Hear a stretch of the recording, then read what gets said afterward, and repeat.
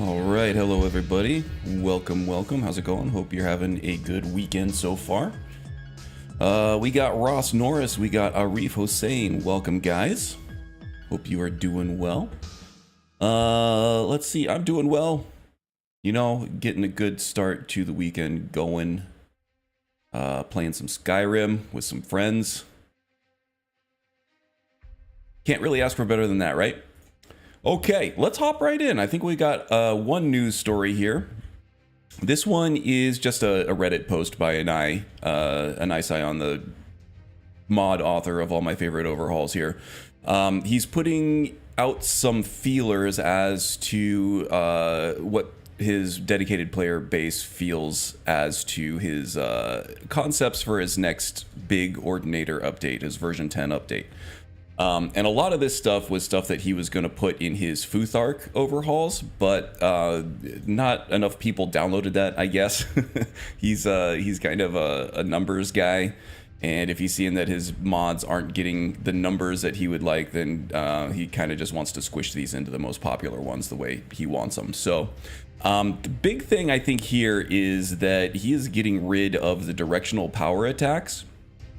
Which I don't really have a problem with. The directional power attacks in this game, aside from the forward power attack and the sprinting power attack, they're really hard to land because they're very, very slow, especially the side ones, and the back one, because it sends you backwards. It's very hard to land. You have to anticipate an enemy coming forward into you, and then try to line up the trajectories of both the power attack and the NPC movement. It's almost impossible to land those things, right? So I'm not gonna grieve the loss of these directional power attack perks. Personally, some people might. Some people particularly really like the sideways power attacks. I found them cumbersome and just a little bit too slow to be consistently useful. But we're replacing those with some other things, and there's some stuff that's kind of like unified across the different weapon types now, so a little more concise, a little more consistent with each other.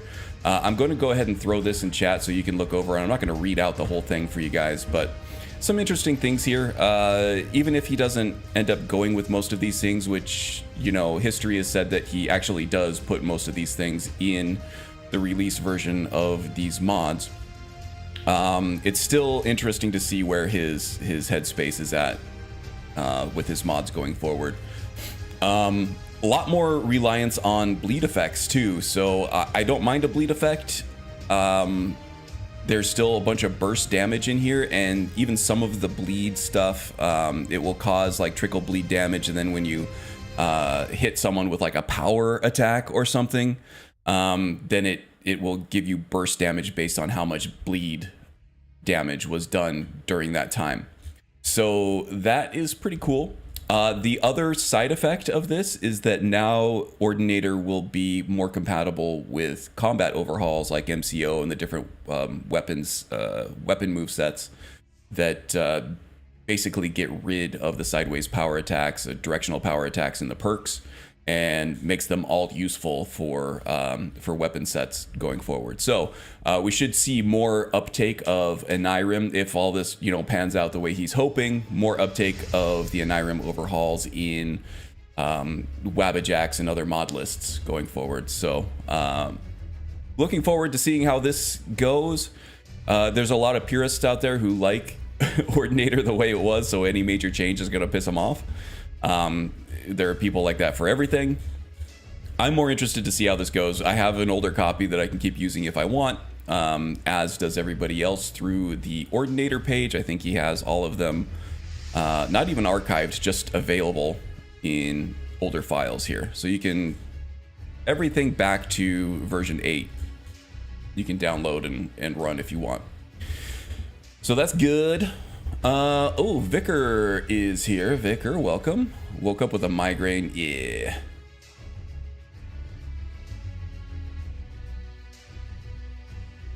Let's talk about, get some minerals in your system. That usually helps me with my migraines. Magnesium's a big one, and then your electrolytes obviously will help. Just get some rest, Purist for, yeah, right.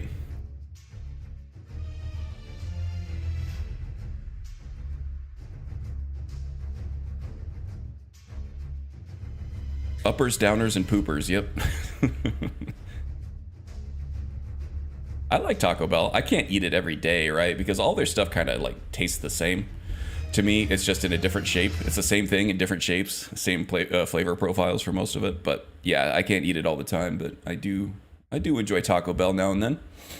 Okay, so that's where Ordinator is headed. I'm still waiting with bated breath for any kind of news on Cassandra, which is the Futhark-inspired alchemy update or overhaul from Anai. And I'm excited for that because I want to start a Let's Play with Futhark. And just do kind of like a tactical role play, like I was talking about. Just taking a character from rags to riches. A Let's Play is something that I've been wanting, a proper Let's Play is something I've been wanting to do for a long time now, get back to anyway. So, yeah, I'm looking forward to that, but I don't want to have to update the mod profile halfway through a Let's Play. So there's that. I'm waiting on that. Let's see. Okay, let's talk about mods, huh? Long time to load the stream, huh? How's it going? It's going well, Joe. Good to see you on this fine Saturday, late morning, I suppose, over here. Probably afternoon, where you're at by now. Created an Imperial Archlich using Undeath.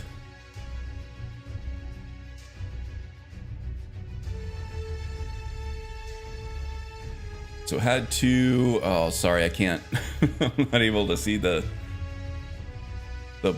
plugin that I have for the chat on here is cutting off, you know, a small percentage of what everybody is saying here. Chat took a long time to load for you, weird, yeah. Well, I'm glad you're in now, Joe. It's midnight where Arif is, man. You're a soldier, making these streams. The quest line broke completely. Had to delete the whole character. That sucks. That sucks.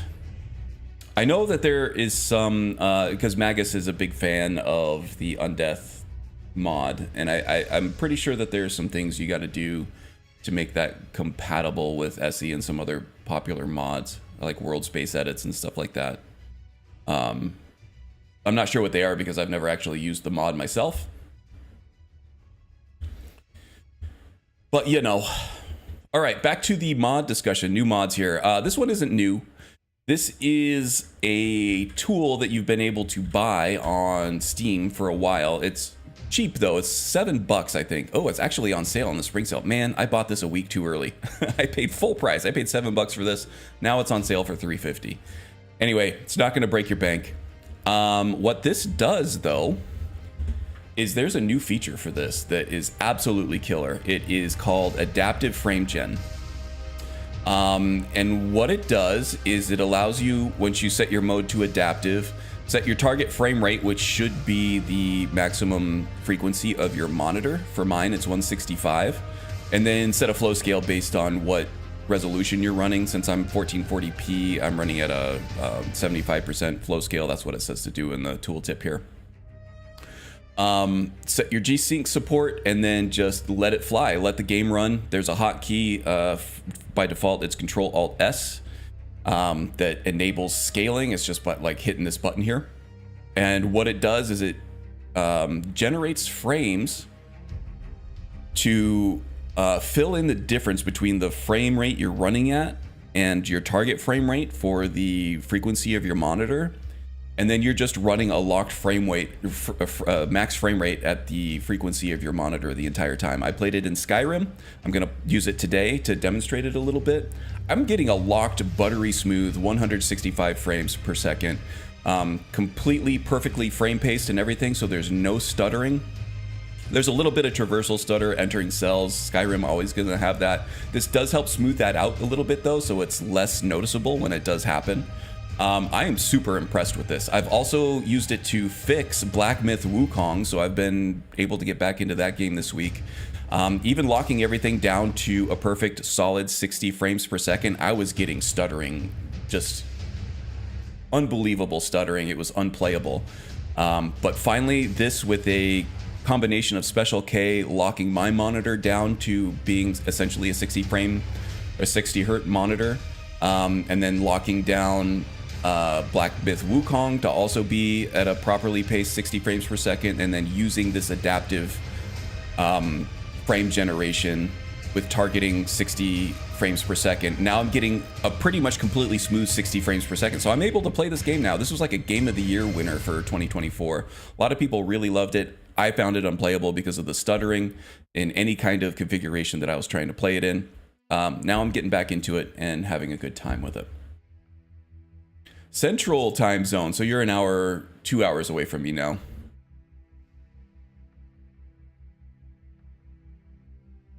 Pick one and go with. Oh yeah, I don't have to pick one because AZ doesn't. AZ doesn't recognize daylight saving time, which is good. I think the rest of the world should be doing the same thing. I think there was like legislation that happened a few years ago where, you know, it was pretty much almost unanimous bipartisan passing in Congress that they're like, okay, we're not going to recognize daylight saving time anymore, but it was just never implemented. So I don't know. I don't know.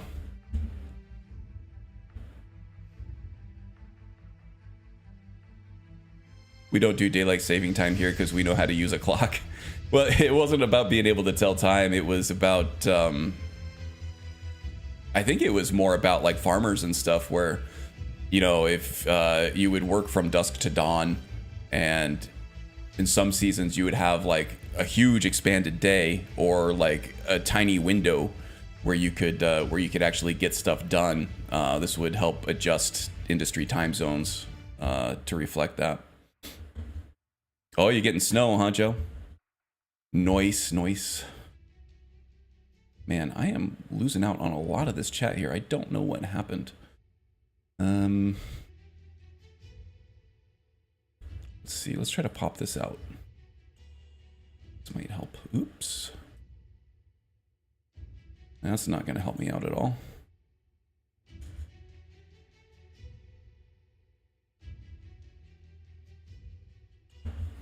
Let's do this. I'm sorry.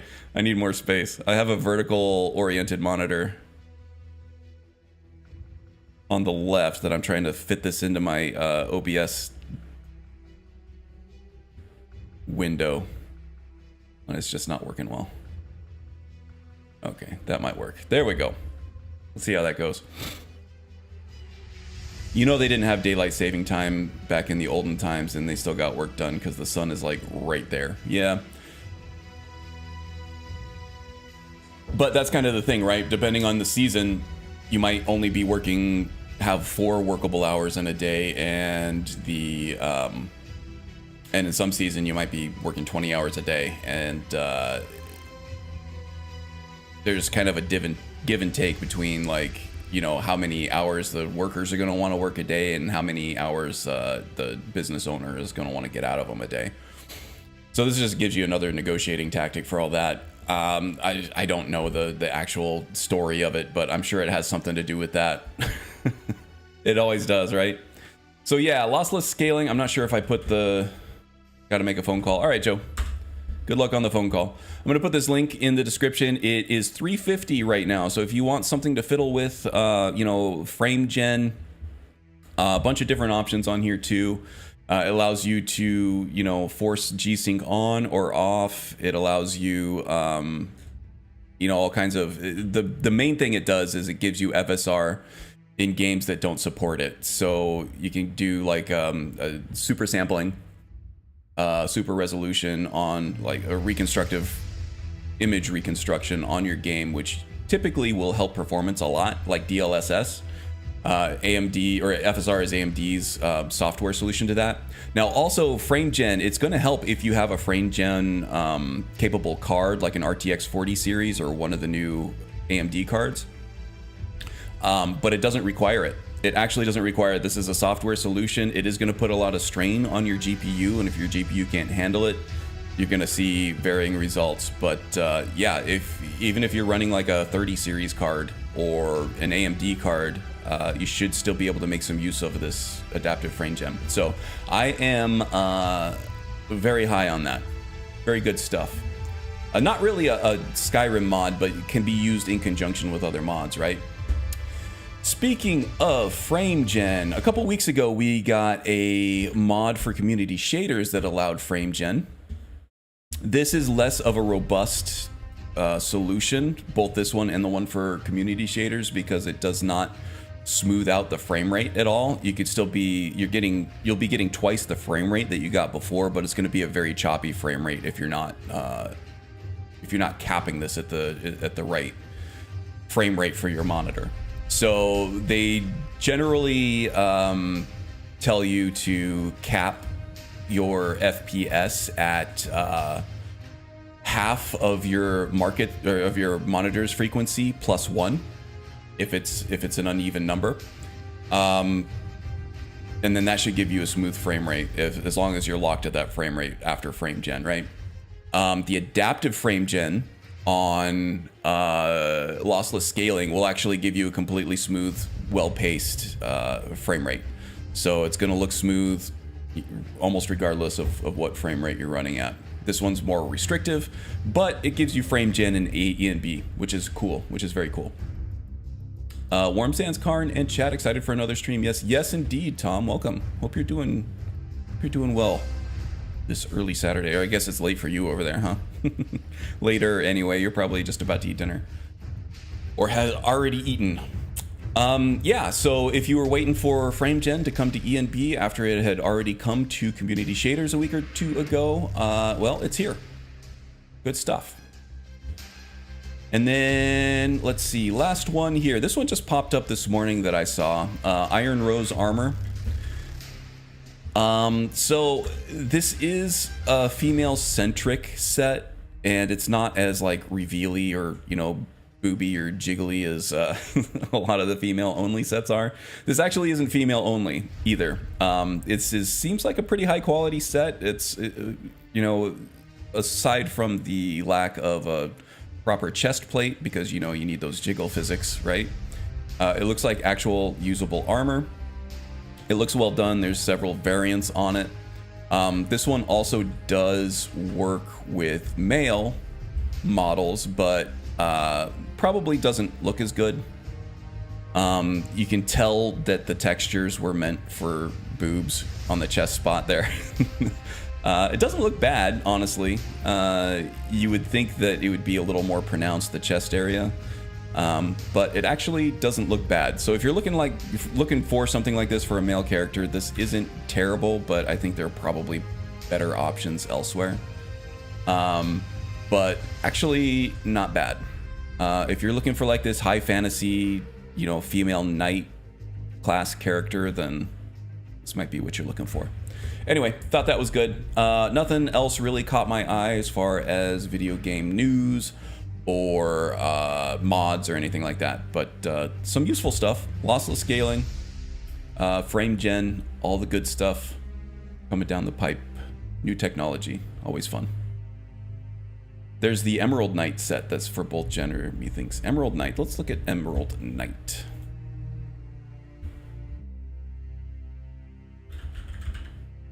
Hopefully there's not boobs or anything. It does not show up.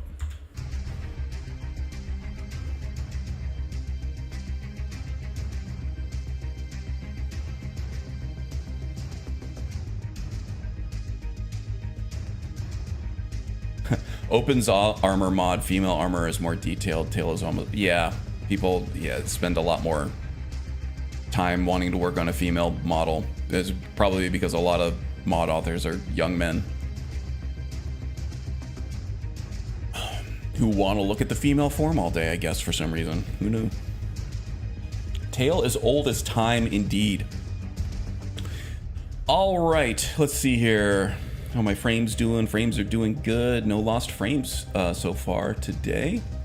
All right, I think that does it for the news and the mods. Let's head into the game. So it's been a couple weeks since we have joined Collects Many Things in her adventure. I have played a lot of her this week. I have completed the main quest line off stream. It didn't really seem like the main quest line was too central to her character, other than, you know, maybe gaining some renown or whatever, which she was going to do anyway.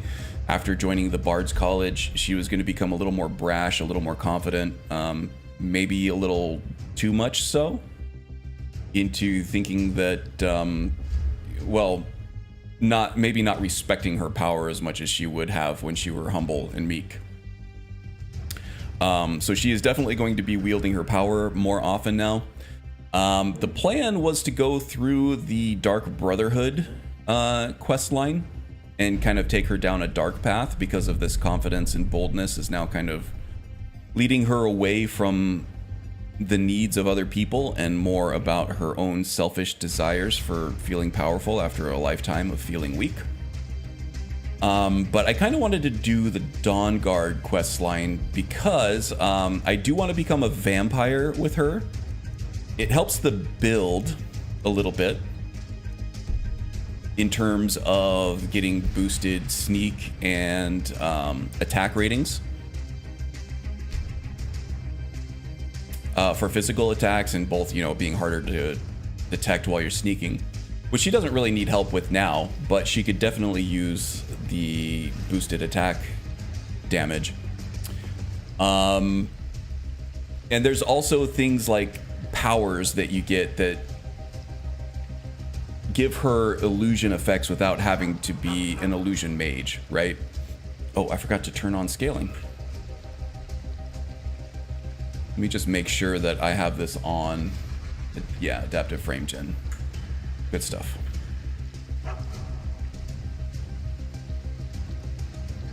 Okay, yeah, so I want to show you how this lossless frame gen here works.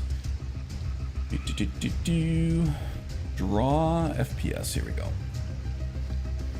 Turn it off, turn it back on, and then up in the left-hand corner of the screen, you see the frame rates that, well, now those frame rates don't look right. Yeah, that's looking a little goofy. Give me a second here.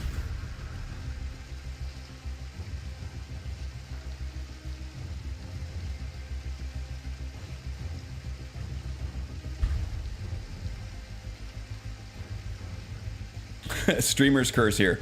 So for some reason, frame gen is actually giving me less frames. So if you look on in the upper left-hand corner, I don't know if you can even see it, it's hard to say, but there's a number on the left, and then a /, and then a number on the right. The number on the left is the native frames that you're getting, and the number on the right is the frames that it's the post-generation frames. And I am seeing some definite wobble here and lower frames than what I am getting native. So there's something going on here. I need to maybe even restart the game here. This is usually pretty stable. I haven't had an issue with it typically, but let's try this again. I have not used this with OBS yet, so that could be something that is causing this to go awry.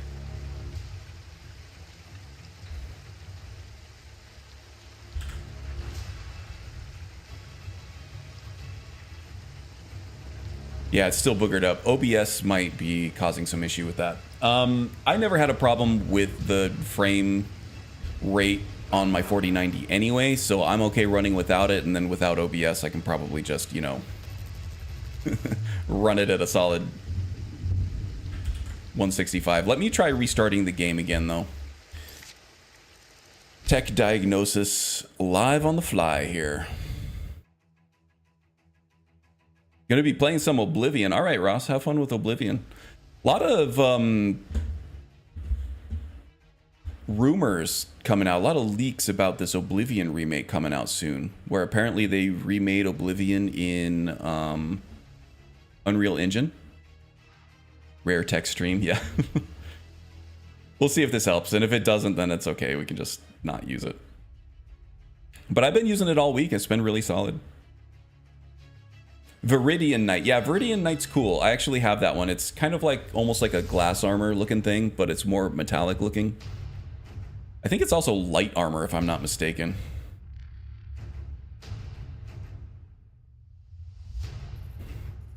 Why not join Dawn Guard? Enhanced crossbows ignore 50% armor. Yes, indeed. So that's what I was talking about before I got derailed here with the tech. I'm going to be doing the Dawn Guard side of things. Because none of the Vampire Lord stuff really matters to me. The different rings and stuff are not going to affect this character much at all, if at all. So I think I want to do the Dawn Guard quest line as the Dawn Guard all the way through, so I can unlock the crossbows as Arif mentioned. Oh, you don't see the FPS counter? No numbers on this one screen? Okay. Well, that tells me that there's something going on with OBS and lossless scaling. I think lossless scaling uses a capture mechanic from the GPU. So OBS might be overriding what lossless scaling does. It is definitely doing that because I'm getting the lowered numbers again.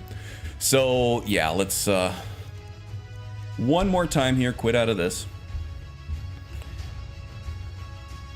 Kill and lossless framing does not work with OBS because of capture requirements needed. Good to know. But it does work perfectly for me off screen. Like I said, it fixed Black Myth Wukong for me. It might actually even fix Dragon's Dogma 2, which I was kind of wanting to get back into after they've patched that game up and got it performing much better. And also maybe even Fallen Order Jedi Survivor.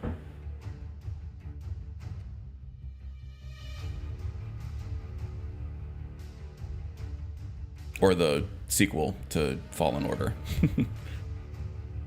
Because those were games that I was getting so much stuttering on, I couldn't hack it. Lossless uses the same input hook as OBS. They override each other. Yeah, okay, so that's what I was seeing. I kind of figured it might. Well, from what I remember, it's running two engines, the original and Unreal 5 from what was said. The original to run the game itself and Unreal 5 to run the graphical updates and some other changes. Yeah, so that was the prevailing word on the Oblivion remake, was that it was just going to be Oblivion under the hood, and then the paint job was going to be Unreal 5 for the graphics.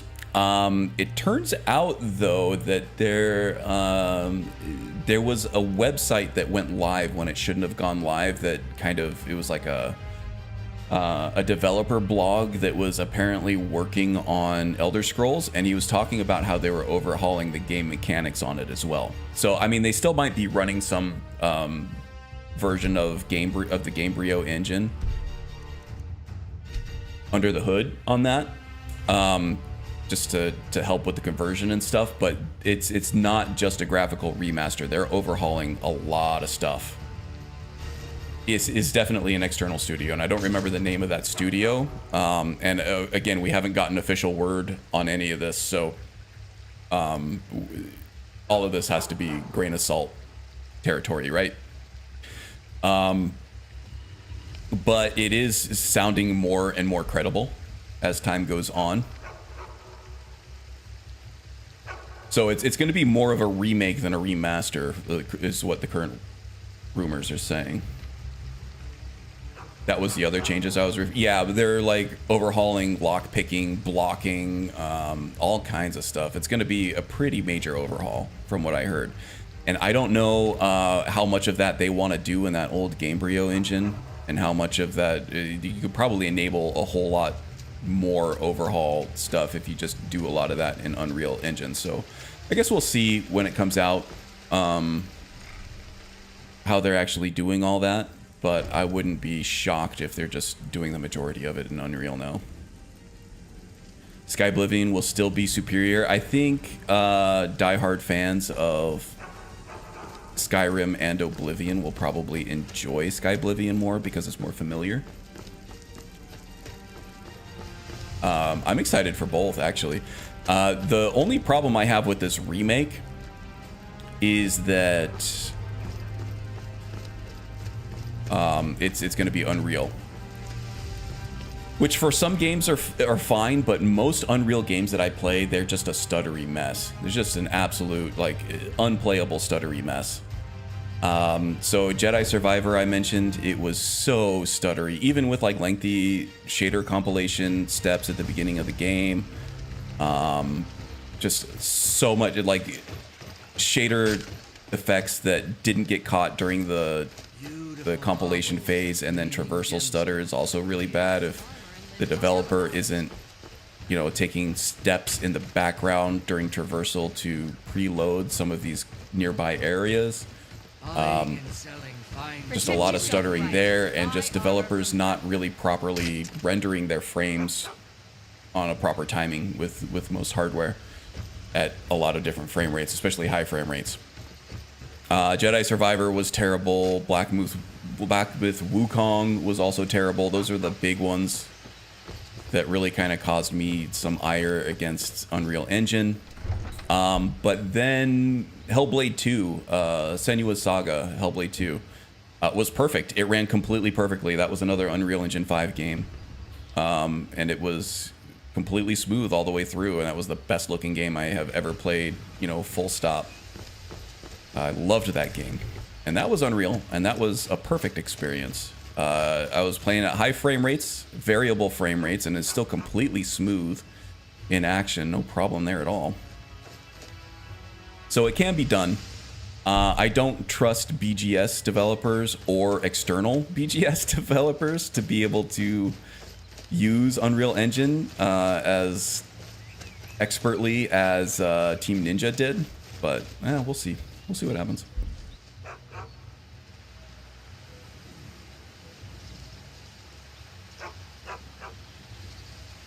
Oh, dual wielding will be a thing in the new game too? That's cool. Unreal 5 is notorious for poor optimization. Yeah, it's not even just the performance that bothers me. I can usually get the games to perform at good frame rates. It's the frame pacing. It's the frame times. It's frame persistence that is the issue for me. But yeah, a lot of people do have performance issues with Unreal Engine 5 games. That is not my issue. It's the actual frame timing on it. If I had the same performance with smooth frame timing, I would be completely fine with that. It's just how long those frames are rendered for. On either variable frame rates or solid frame rates, it's just off for me. I don't know why. Is your follower wearing Apotheosis armor? It's the Apotheos armor, actually. So without the IS at the end of it. So what now? Need to trade some things. Okay, trading things is always Oh fun. no, it's and you drop off the IS and then switch the O for a U. It's very close to the same word, right? I make the mistake a lot because there is a perk in the restoration tree that is a very similar word, and they probably mean the same thing. It's just slight variation in what the word actually means. Where is... They come from the same root, I think is what I was trying to say. And I think it's a level 100. Yeah, Apotheosis. That's the perk. Apotheus. Apotheus is the armor. Yep, that is. It's one of the better looking sets in the game, and I'm running Zabio's retexture on it. And so it looks even better than before. Zora Fairchild. Cole's bestest friend. I hear the external studio specializes in Unreal Engine. Okay, well that's promising. Monster Hunter Wilds PC release was plagued with stutters for the first half week or so before patches. So they did fix it, or at least made it better. Because even with the optimization, it was getting pretty... It was like... It was hovering around 50%, maybe closer to 60% in the Steam user reviews, even with the terrible performance. And it was Capcom's best-selling game ever. So even with the performance issues, people liked it enough to buy it up.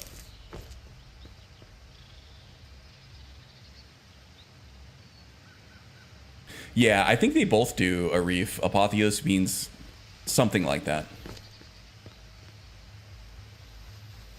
I'll recreate what's his name build as an Argonian caster who uses Skeleton Horde. It only uses poison spells. Like the Abomination build or something like that. Remember who did? Oh, was that Skypothesis, maybe? Okay, so I talked about the Dawn Guard and Cole and how she's going to handle vampirism. You guys going to waylay us? But it was kind of broken up because I was talking about other things at the same time, right? So let's talk about Cole and vampirism and the Dawn Guard here. Arif kind of hit the nail on the head where we do make a lot of use of the crossbows. And I want to keep doing that. I also want to unlock the ability to craft crossbow bolts, which is the thing. I've been using honed metal for that, but not everybody can run honed metal, especially the console folks. So doing the Dawn Guard quest line through the Dawn Guard will unlock crafting for those different items, and it also unlocks a vendor where you can buy crossbow bolts and ammunition for the crossbow, which has been an issue for me because with TK dodge, I know Arif is going to throw up now. With TK dodge, you can really rapid fire these crossbows like crazy, which is good for legendary difficulty because without a crafting skill, our damage output is fairly low compared to other characters that I've built. So having that extremely high fire rate is really good for this class, but it eats through bolts, ammunition like crazy. So having another vendor that can sell you ammunition is extremely valuable. Right now, the only one that sells bolts for ammunition is Farada in Solitude, the Fletcher there. And that's only with the expanded crossbows creation that comes with the AE, the full paid AE update anyway. Oh, hey there. You here to join the Dawn Guard too? Truth is, I'm a little nervous. I've never done anything like this before. Huh.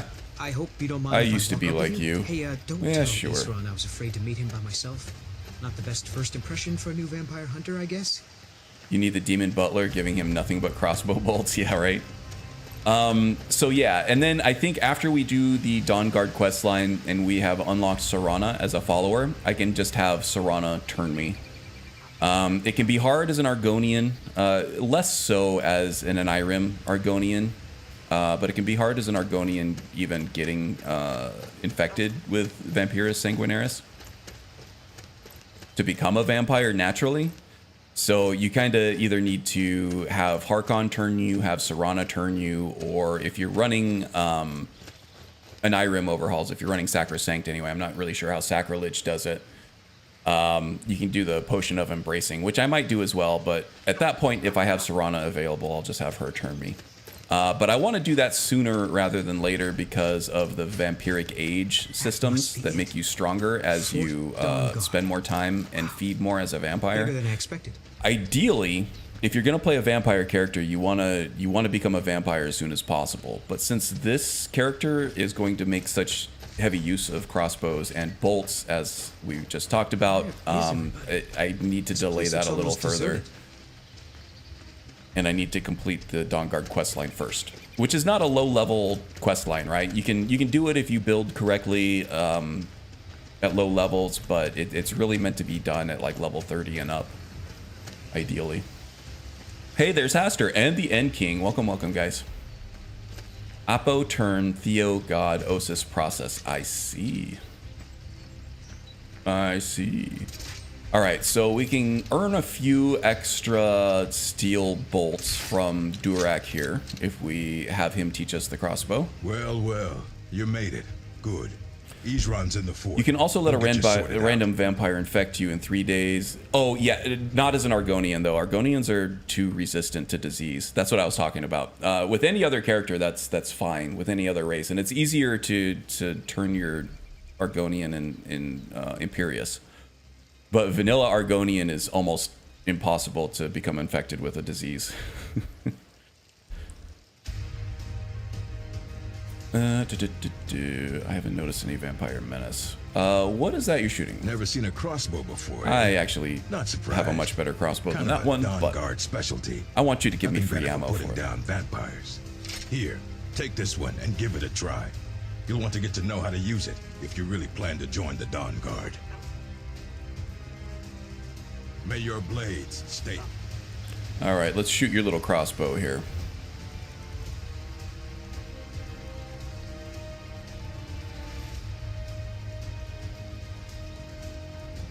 Shot.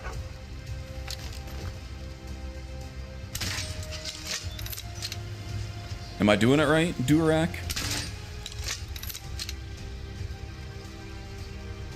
Can you shoot with my tail in your face?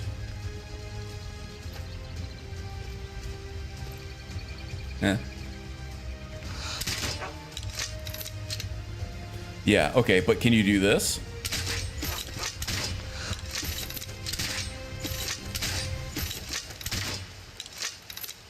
How about that? Was I doing it right? Do you want to teach me how to use a crossbow? Punk ass mansplainer.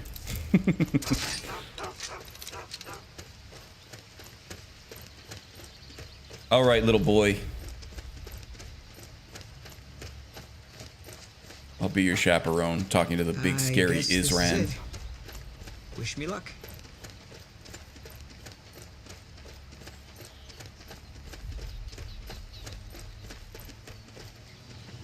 New recruits. Isran will decide. So I think story-wise, it would takes. make thematic Dawn, sense he's to ready have to Serana turn you right before the Soul Cairn. Okay, and then I can complete the Dawn Guard missions as a vampire at that point, right? Which you would think you could, right? Because it's it's a turning point in the story. Why are you here, Tolan? The vigilance. Yeah, I think that does make sense. It kind of fits nicely into the story right there, doesn't it? Ooh, why do you guys keep it so dark in here? If you're trying to defend this place from vampires, keeping it this dark is not tactically the sound thing to do.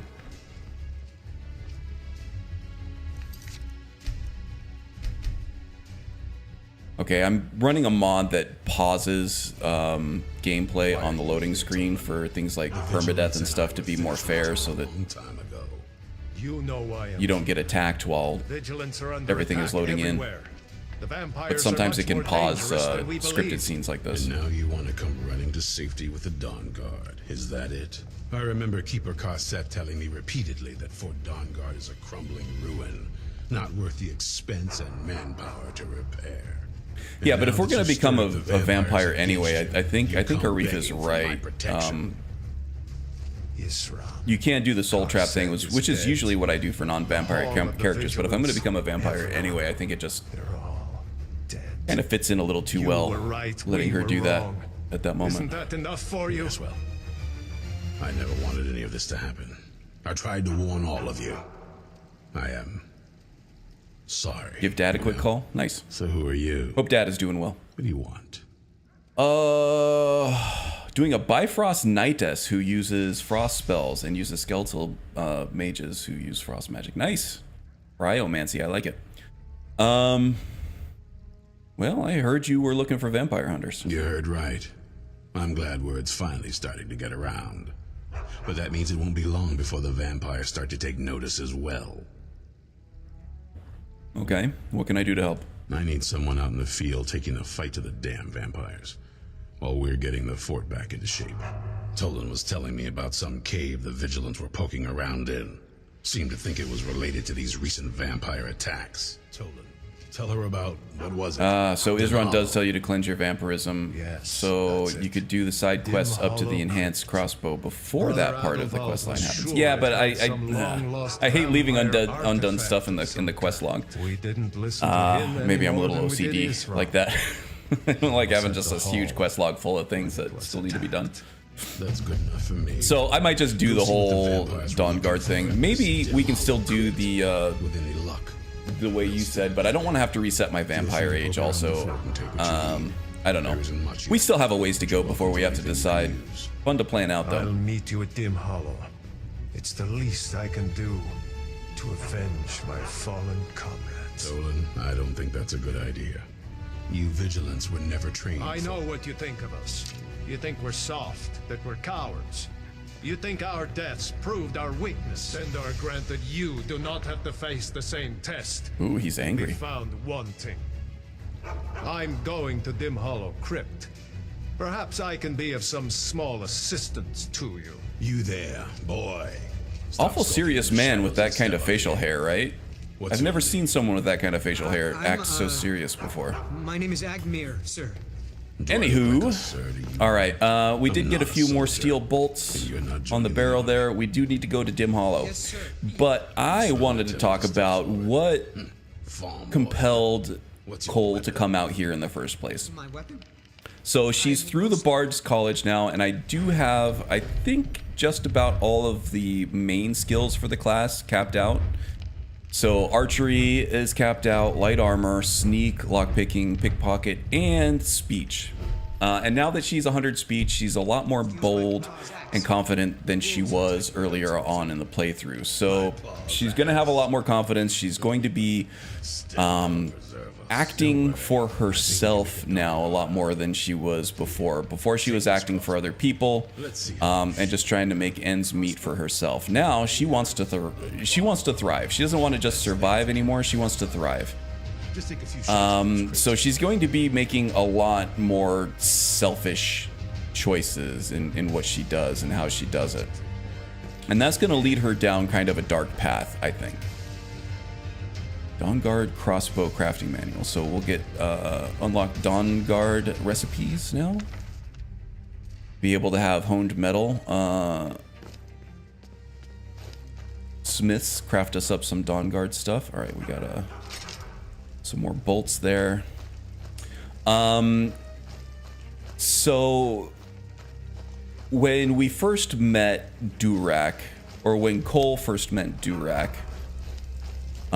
she was not feeling like she was strong enough to even make a difference in the Vampire Menace anyway, right? Your boy Nobody, you did not miss much gameplay. I killed a few wolves on the way to Fort Dawnguard here from Riften, but that's about it. We're talking about story now, though. So when we first met Durak, Cole did not feel like she was strong enough to even make a difference in this Vampire Menace invasion thing, right? But as she kind of was hovering around the Riften area, Zora is still very much a moral compass for Cole, even though Cole is acting more selfishly now. Zora is still very much, either chaotic or lawful good, probably more chaotic good. So she mentioned, hey, we're close to that castle Dawnguard. Maybe we should see, what they're all about over there. And I imagine this is after, maybe they witnessed from afar vampires slaughtering vigilance of Stendar out on the road somewhere, and seeing just the true danger that vampires do possess, and maybe they saw one of the vigilant get turned into a vampire. So in that respect, maybe we see that, this is a plague of, dangerous creatures that might soon be taking over this plane of existence. Take a deep breath and let it out. But strangely, Cole being more selfish now and taking more of a dark turn has been kind of at odds with Zora a little bit, because Zora's a little bit more of a do-gooder. As she kind of entered Riften and got closer to the Dawnguard area, she has become more receptive to the more altruistic purposes of doing this Dawnguard thing. And I think that is because as she gets closer to Riften and the Dawnguard area here on the map, she gets closer to Black Marsh. And the closer she gets to Black Marsh, the closer she gets to the Hist. And the Hist is going to have more influence over her the closer she gets. And the Hist is not going to like the whole tyranny of the sun prophecy, right? Where they're going to blot out the sun. Because that's not going to be good for the Hist. It's not going to be good for anybody who's alive, right? So that's what I think is going on here. As she gets closer to Riften, where, the Thieves Guild is headquartered anyway, so she has lots of reason to go there very frequently. She is going to find herself more and more influenced by the Hist, who is trying harder and harder to influence Cole to do something about the vampire menace for the better of Tamriel. You like the line of thought? Thanks. Came up with it last night while I was trying to sleep. She whips her tail back and forth. Yep. Did you rob the Fletcher up at Solitude for his crossbows at the back of his shop? I did at the very beginning of the game, so I was rocking a Daedric crossbow at level 1 because of that. Yeah, you kind of got to do it, right? Since then, I have found a dragon bone. I don't know if I found this in random loot or if I just bought it off of what's his name, Verada at the Solitude Fletcher shop. He had a dragon bone, unenchanted dragon bone crossbow ready to go, and at that point my smithing skill was much higher than it had been. So now I'm doing a lot more damage with the dragon bone crossbow than I am pretty much anything else. So I have upgraded it to Flawless, which is 98 damage. Only 52 on the Nightingale bow, only 52 on the Bow of Shadows. The Steel crossbow is only doing 52 as well. So there's almost no reason to do the bows at this point, unless I can temper them up at some point, other than just ammunition stores. How am I doing on bolts on these? Probably not too bad. I have almost 200 Dwarven bolts, which is great. I have 50 Iron bolts, 64 Orcish bolts, 60 Silver bolts, and 190 Steel bolts. I should actually change out the Dwarven bolts for the Steel bolts here.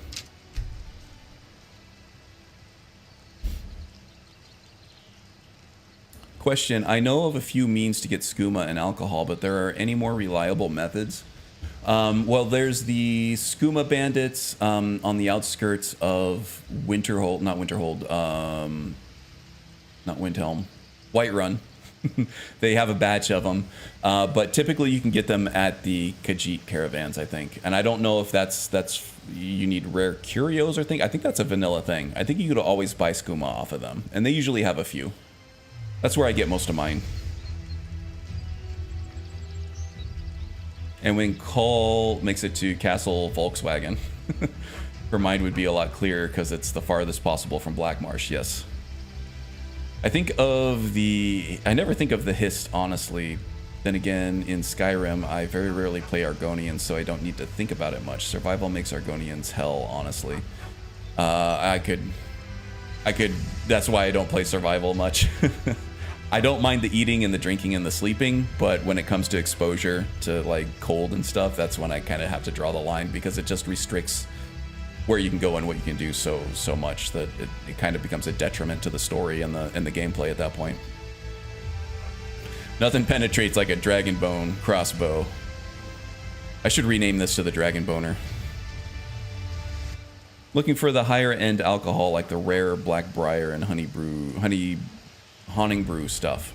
Yeah, so the Haunting Brew meadery should be able to sell. You can just walk in there during business hours and buy Haunting Brew, and then you can walk into the Blackbriar offices during business hours and buy Blackbriar mead if you want. Most, I think the Bee and Barb sells the Blackbriar stuff too. Probably not the Haunting Brew stuff, but definitely the Blackbriar stuff. Okay, so we're still a thief. I'm thinking, since this looks like a Morthal Dawnstar thing,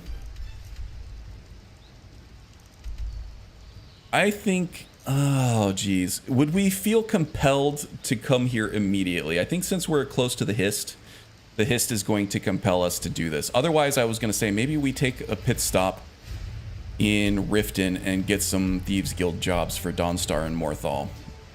But I think the Hist is going to have so much influence over her right now that we just want to go right to Dawnstar or Morthal. I think Dawnstar is actually closer.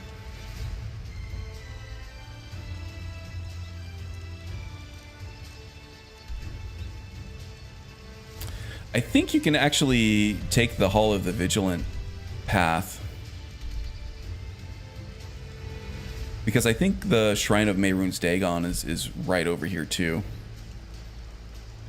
I think the Hall of the Vigilant path here will go through the mountains right here and then up to Dim Hollow Crypt. So I think what we're going to do is going to go straight to Dawnstar. We're going to head south down this road. We're going to make a detour before we get to Fort Dunstad here. We're going to turn right. We're going to head toward the Hall of the Vigilance to see just the destruction that these vampires are causing, and then we'll hit up the Shrine of Mehrunes Dagon over here, get it on our map, and then continue on to Dim Hollow Crypt.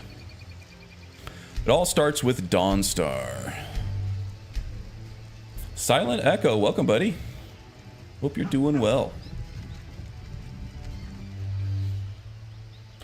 So we got the crew here. We got the Discord crew here. So if there's anybody who hasn't joined the Discord yet, I do have a Discord, Karn114 Builds Discord.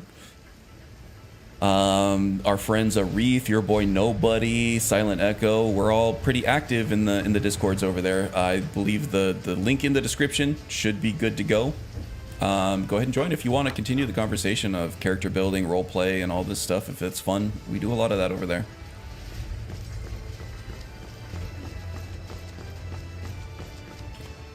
Okay, here we go. How are my needs doing? Well, I'm hungry and thirsty, so let's take care of that.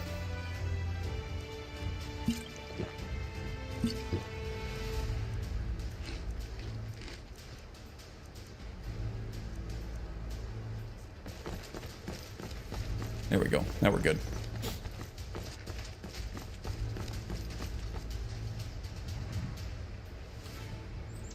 By the way, Karn, you have a fabulous graying pattern to your beard with the darker lines coming down from the mustache in contrast to the gray chin and cheeks. Quite distinguishable. Hey, thanks.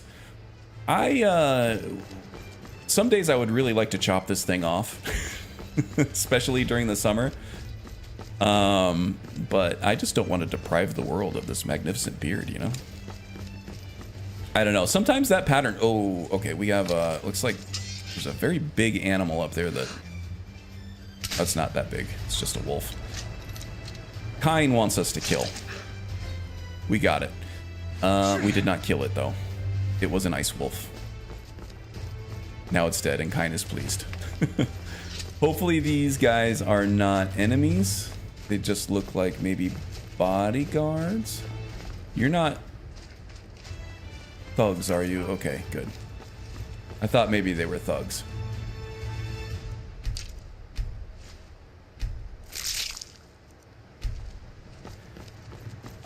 Yeah, I think the pattern on it sometimes looks like I was drinking coffee or something and it spilled out of the corners of my mouth and stained my beard black.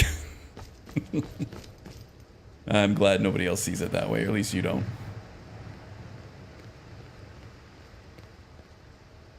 We're the gourmet mod. I'm behind the Skyrim mods, honestly. I'm behind on Skyrim mods. Gourmet, I'm not even aware of that one. Is that like a food mod or something? Super active in there. I post tons of builds, and official format would be handy, though. Yeah, I'll lead that to you. I barely have enough time during the week to play Skyrim, much less, you know, create the content that I want to create. Much less come up with formal... Oh, you know what I could do, though? I could just post my my blank framework that I use for all of my build guides. Maybe I'll do that. If you look at any one of my builds on the Discord, there is a very specific format that I use for all my builds. It goes through an order of, like, you know, key mods, and then race and class, religion, standing stones, perks and attributes, and then gear and spells, shouts, and gameplay combos, roleplay. All that stuff. And you can go as deep as you want to. I usually wait till after a 100+ hour game through to fill a gameplay playthrough to fill all that stuff out. You just need to go the extra 100 miles or so if you're going to post this stuff on YouTube.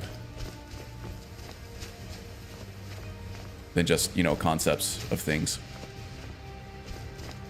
You got to test it. You got to make sure it works.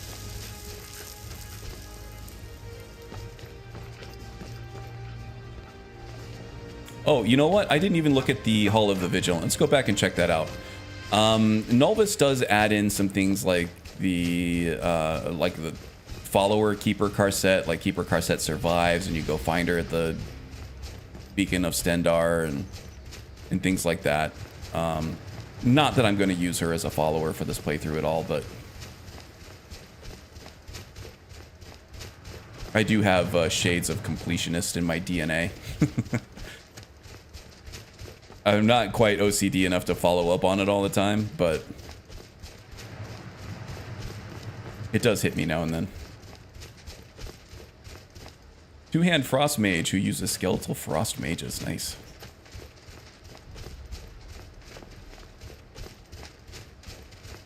The Cain-Kinnereth dichotomy is interesting. Like most of the gods that were blended by Alessia in her bid to unite man, the Imperial Kinnereth is just Cain's caring motherly side without her wrath. Yeah, pretty much. They kind of made all the rated R Nord gods PG-13. Even though the Alessian wars were very, very rated R. I'm gonna grab some of the valuable stuff here.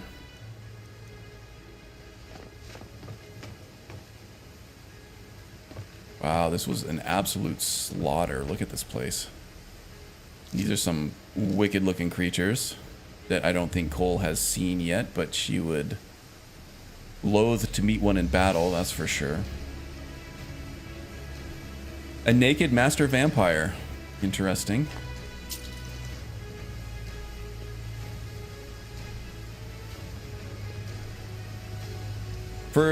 Okay, for a master vampire, that is a strong enemy, right? And even in death, Cole can sense the power that this entity had once wielded. So the Vigilant did put up a good fight here, but these enemies are just very powerful.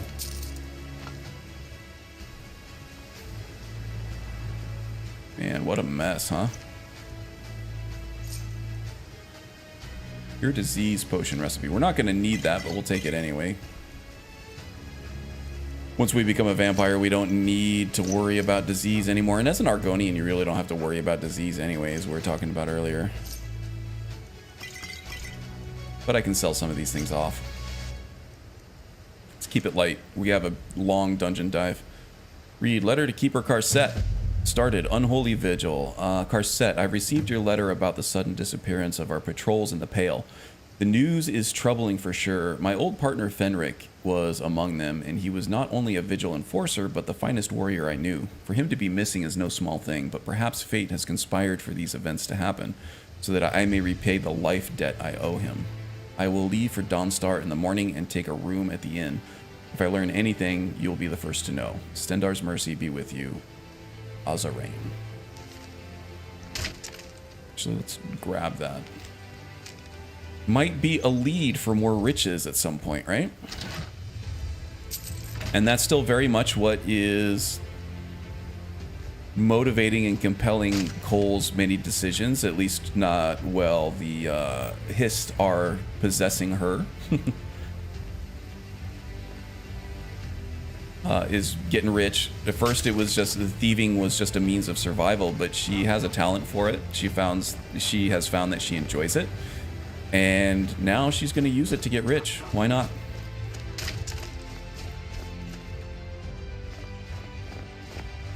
Old versus New Testament? Yeah, kinda.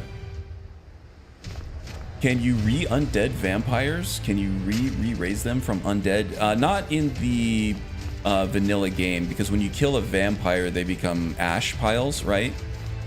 But I think with some mods you can oh, you know what? Yeah, I think I know what you're getting at now. With these vampires did not turn into ash. I think for just cinematic effect they were left there to show that they were vampires and not just vampire dust, right? So maybe you could. Cole is by no means a mage or necromancer, so she wouldn't have the talent or ability to raise them anyway, but that is interesting, right? Calendil is a mage, and he does have necromancy spells at his disposal. He does have the talent and the skill to raise these guys if he wants, and I don't think he's done the Dawnguard quest line yet. so I could do that with him.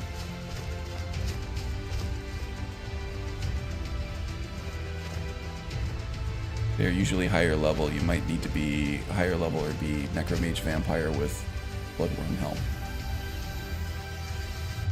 Yeah, the lower level fledglings should be okay, but they typically are higher level than your base level enemies, so you'll need a little more oomph. But they do scale really high. The Vampire Nightmasters and things like that. Come to think of it, I think there was a Fudge Muppet video on like the strongest, or no, I think it was Camelworks was trying to find the strongest reanimated minion, and the Bandit Chiefs, Vampire Nightmasters, they were all kind of the really up there for some of the best.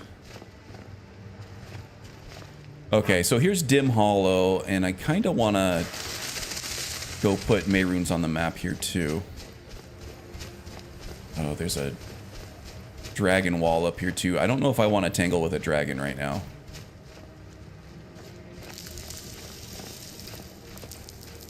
Yeah, there's the Mehrunes Shrine. Dragon's just on the other side of it, I think. So if we see a dragon flying around here, I'm going to do a quick save here. I am running Shadow of Skyrim. I probably won't abandon that like I did for the Cleric in Vigilant. Anything we do here should be covered by Shadow of Skyrim, and shouldn't be too much of an issue getting back to where we died.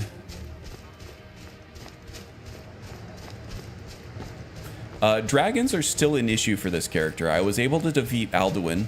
I do have Dragon Rend, and I can do some decent damage output with the... We got a troll over here. Let's save our bolts, though.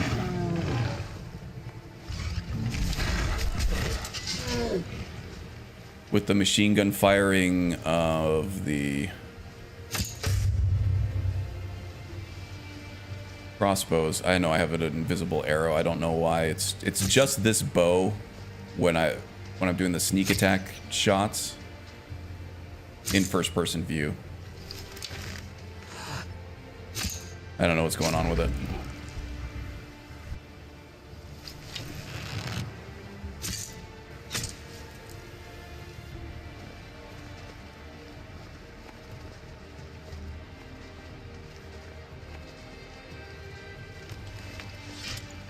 Android and iPhone messages crossplay now?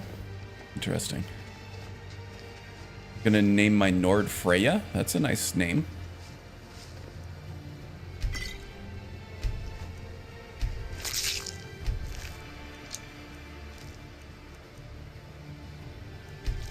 Get rid of that troll skull. Troll skull.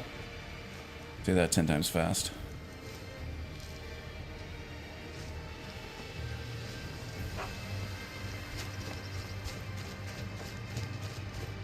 Hey, there's Magus.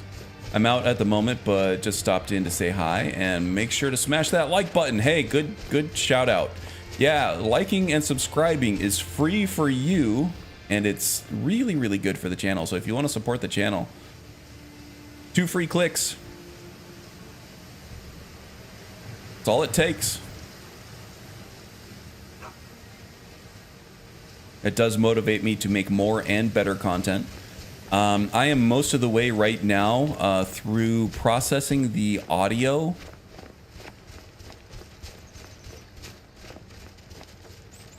of my mage build guide. And that's kind of the big lift, right, is getting the... Okay, I cleared the bandits out from that area already. That's kind of the big lift, is getting all the script written and then recorded. And then processed to a point where I can just plop it into a video project and sculpt the video footage around it. So making very good progress on that pretty much every day. Hey, thanks for the shout out, Joe, on Magus's Twitch channel. Do you think the Oblivion real? I think right now there's enough smoke for that fire to be real. We talked about it earlier, actually. There is a lot of credible information out there now. In fact, I think I saw in a Juicehead video. I know you kind of groan when you mention Juicehead at all. He's very clickbaity, but there is a lot of information on that channel that is much more easily accessible there than it is in a lot of other places. He does a lot of the sleuth work for you. But I did see a video on his channel, I think earlier this week actually, that he went through. There was a website that actually went live with like a developer blog on it that was not supposed to be live and has since been taken down, of the gameplay overhauls that they were working on for Oblivion. So it's not just a remaster of the graphics with Unreal Engine 5. It's more of a remake with updated gameplay mechanics and things like that. So yeah, there's a lot of smoke for there not to be any fire there, and I think it's real. At this point, I think it's real, and I think it's probably coming sooner than we might think. All this talk is making me thirsty. But I am not going to completely buy into that until I see an actual announcement. To return to the castle and tell Harkon what a fool he's entrusted this mission to. BGS has been very quiet. They have some things that they've been working on for a very long time in both Starfield and this rumored Oblivion thing. So I wouldn't be surprised to see them have a very busy year as far as announcements for both of those. I think what we all want to see is Elder Scrolls 6 stuff. I don't think that's coming for a while. Okay, I want to use my party starter combo here. Oh, good. Another one of those. Oh, here's Tolan. He's the guy who was arguing with Isron at Fort Dawnguard. Take all the unique stuff. Oh, all of his stuff is valuable. I'll take all of it. How am I doing on encumbrance? Still really good. Yeah, the thief can carry all kinds of crap that none of the other characters can. The pickpocket mastering perk, I think, adds a lot of encumbrance that other non-thief classes don't get, and then the master thief stuff as well. Oh my god, I'm stuck here. I'm gonna have to take a shot here real soon. Run out of invisibility, and that thing's just gonna go boom anyway. Shh, be very quiet. I forgot to put on my infiltration gear here, so we're gonna do not the Grey Cowl. We'll do the Guild... No, not the Guild Masters either. I need Linway's Hood, Nightingale Boots, Nightingale Glove. These all amp up my sneak archery power. Damage output. More likely to be able to one-shot these guys.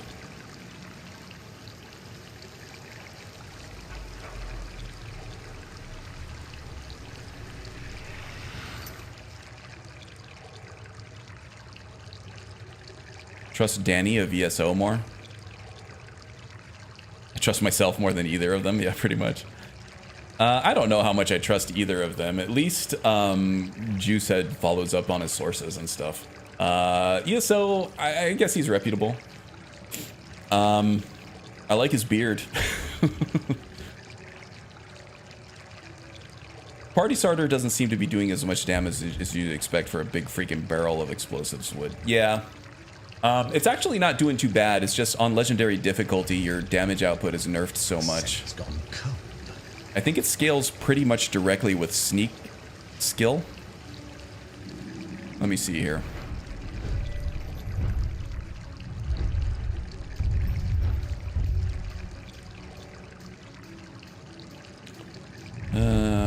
Party starter, here we go. Dealing fire damage equal to 200% of your sneak skill level and staggering targets. So I don't know if that is base skill level or if it's boosted skill level. If it's base skill level, we're getting, you know, 200 points of damage, which is nothing to sneeze at. That's good. And if we're going boosted, then that's 240. So if we take a look at what we're doing with the Nightingale bow, 74 plus The arrows at 19, so we'll just round that up to 20. So I guess we don't have to round. So that is what, 93? And then you get something like a 3 times multiplier for sneak attack, so 270. So, you know, you're getting maybe 2/3 of the damage of the sneak shot itself. If I'm doing the math right quickly in my brain. Which there's a possibility that I'm not. It's not nothing.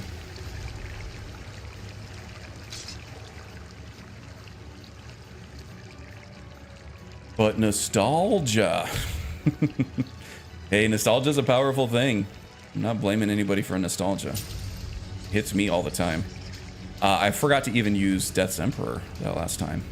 So we got Death's Emperor, we got invisibility, we got an explosive keg.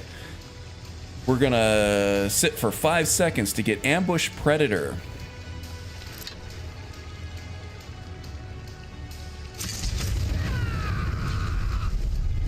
Okay, that was pretty good.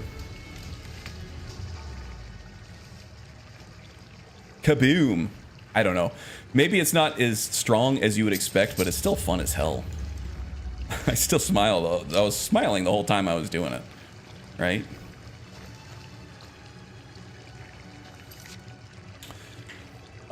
Just like movie writers, producers, more interested in rehashing old themes than trying to create new ones. Quit remaking and start making. Can we move forward and produce TES6? Well, they're working on it. They've got it. I'm sure they've been working on it for at least a couple of years now. They just have so many people. So there's, you know, with any large project, you start getting diminishing returns as you start adding people to it. It's like, that is a very big logical fallacy to think that, oh, these people should just be working on Elder Scrolls 6. I'm sure they already have a core team working on that, and they're probably working on that very quickly. The bigger teams will work slower because you need more overhead. It's not just as much. You can't just plug in 5 more people and to a 10-person team and expect everything to get done 50% faster, right? That is a huge fallacy. There's a huge human element to that. There's a team dynamic that goes along with that. Nobody knows where they sit when they come into a situation like that, so you have to do a lot of overhead management to get everybody on the same side. And to coordinate their work takes a lot of time and effort away from actual development work from them too. If you are a software developer, I think Joe actually does some software development too. There is a project management book called Mythical Man Month that was written like in the 70s, I think, of about how you can't just drop people into a project and expect them to make the project go faster. Doesn't work like that. In fact, a lot of times what happens when you drop people into a team like that is you take the attention away from the best developers on your team to help the new developers get spun up. So you're going to lose a huge amount of productivity from those all-stars on your team to train some people who, by law of averages, are going to be mediocre anyway, right? So, you know, just dropping one project and working on another, especially because the Oblivion remake is a completely external studio. It's not even BGS that's doing it. Although, you know, the BGS team might be supporting them in some ways. No, more people often makes things slower. Absolutely it does. So yeah, that's not a good argument saying instead of, you know, Starfield, they should be working on Elder Scrolls 6. Well, the Elder Scrolls 6 team is working on the Elder Scrolls 6, and do you really want people who were responsible for Starfield to make Elder Scrolls 6 anyway? Probably not. The BGS team is a lot bigger now than they were 15 years ago. There are too many cooks in the kitchen and the broth is going right. Well, that's a part of it. Anybody who is not part of the team or wasn't part of the team doesn't really know exactly what's going on. We can speculate, right? That is definitely something that Will Shen has hinted at. He was one of the senior developers at BGS until just recently, and then he went off to kind of start his own thing or start his own thing with some other people. He was saying that a lot of the culture was lost. He didn't go as far as to say the reason why they took some steps back with Starfield in certain areas was because of the larger team size, but he did heavily kind of infer it in some ways. And it makes sense. It definitely makes sense. A lot of... Hold on, let me focus on this here. I forgot that I had Bow of Shadows equipped, and now I got a big explosion that's doing nothing. That was the only one, right? Okay. Let's get back to the Nightingale Bow until I need to use the Bow of Shadows.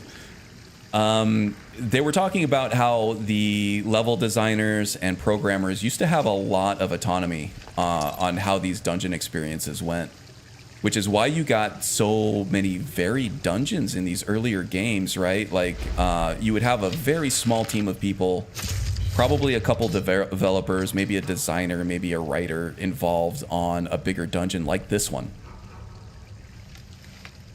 So you could go real crazy in programming very specific things to happen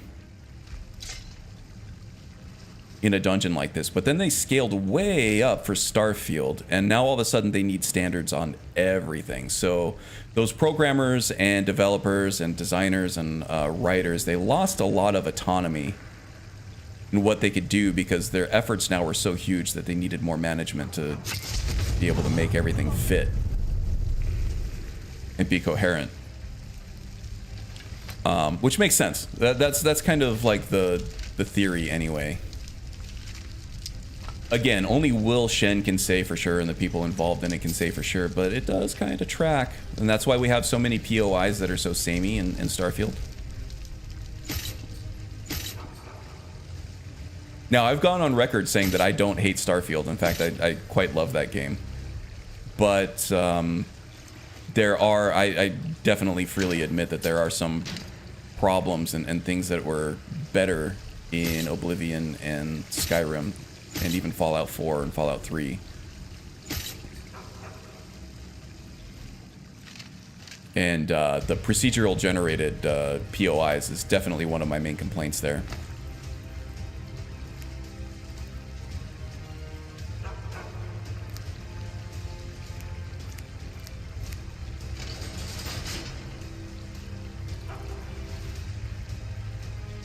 Don't hate Starfield, but definitely no. Yeah, no, I mean, you can't take all these fantasy nerds and say, okay, play this space game now, right?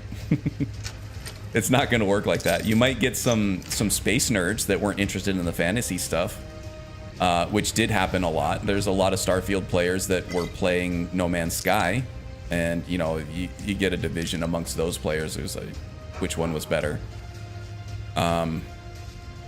But you do get a lot of the space nerds that weren't interested in Elder Scrolls. Jeez, too many Elds. Yeah. I mean, out of the gate, Starfield sold really well. They've gone on record as officially it being the best-selling launch of any BGS game ever, right? Including Skyrim. All right, you guys wait here. I am going to... So it did have a broad appeal, right? Ah, crap, I did it again. Oops, I did it again. I laid out the keg. I blew my wad.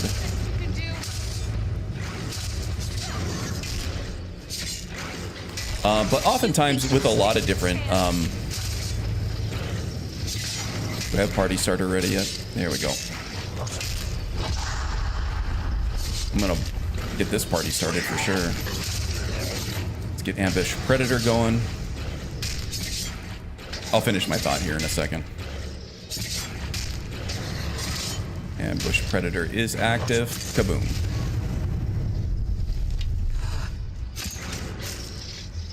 Going to enjoy killing you.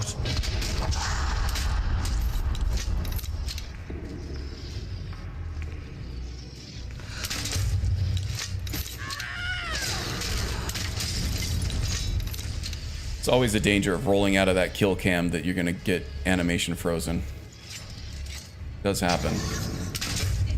So I'm trying to get better at waiting a split second to see if the kill cam activates before I dodge.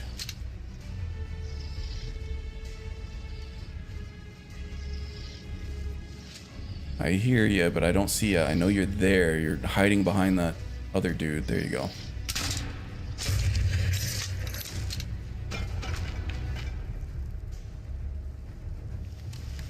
Did you say boobs? I did it again. What does that even mean? It means I did boobs again. You know what that means.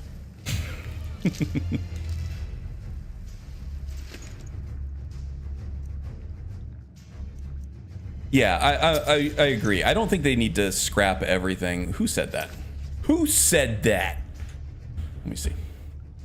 Reef. Starfield was a great tech demo. It showed off the absolute scale of things you can do in Modern Hydra. BGS needs to take those concepts and refine them further.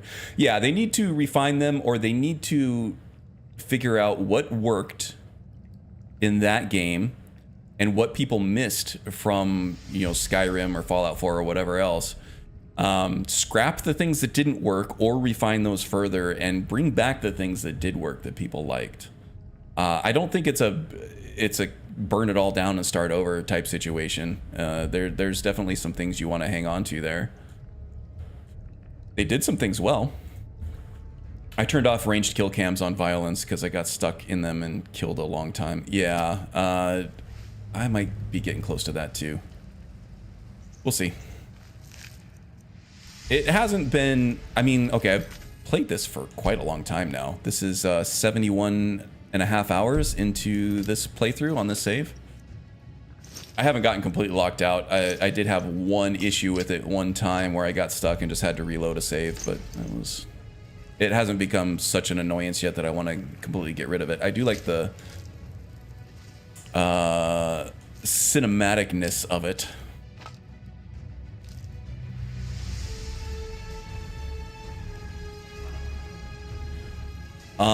So I like to believe that Zora is feeling a little left out. Cole has been leaving her behind to scout out what's ahead and then just kind of like taking care of everything on her own. Zora's starting to feel like maybe she's not an equal partner anymore. But at the same time, Cole is just trying to keep her and Miko safe. And she's got the confidence now to take that on. I think I just almost killed Miko because he was invisible and right in front of me. Miko, out of the way. Jeez. No sense of self-preservation.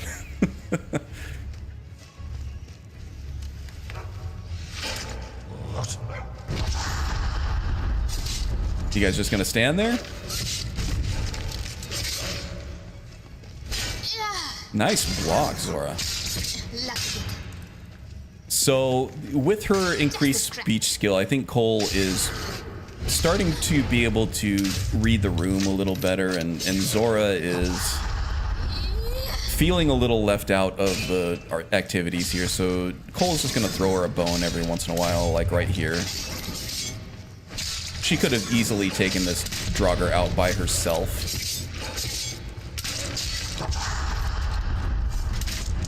But fighting alongside someone is a really strong way to build a relationship. Really? You're just not gonna shoot? Okay. That was nice. But at least the armor's holding up. Look at that. That was a Draugr Death Lord hitting me with an ebony cutlass. And maybe just a 20th of my life is gone. How is my armor rating looking? Not great. Am I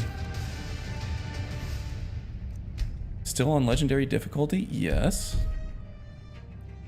And what does Wildcat say?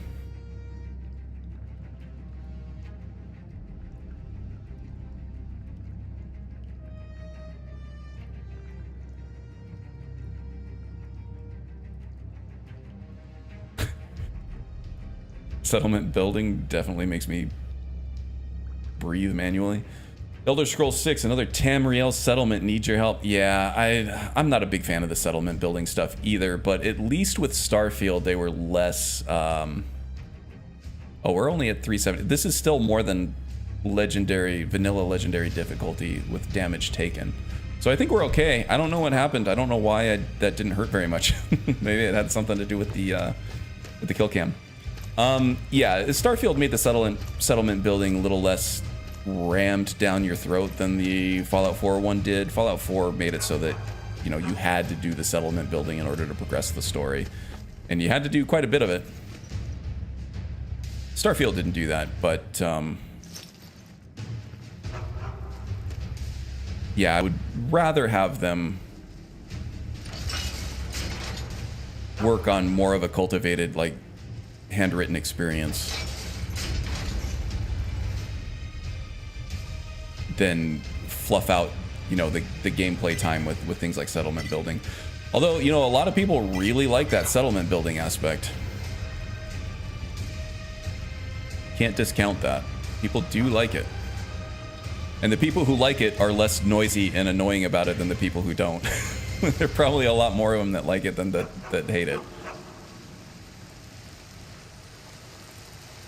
But yeah, I'm hoping they get the message on the procedural generation stuff. People were worried about it when it was announced, and people really did not like it when they got it in their hands. So I'm hoping they, you know, make the whole world handcrafted. And if they're going to do procedural generation, relegate it to a side thing that you can... Like, I can see them having Elder Scrolls 6 in the Iliac Bay region. And then having some procedural generated, like, islands that you could discover out on your boat or whatever. The shipbuilding was fun. The crew building was fun. I could see them doing that with the naval side of things. You could, like, become an actual naval pirate instead of a space pirate.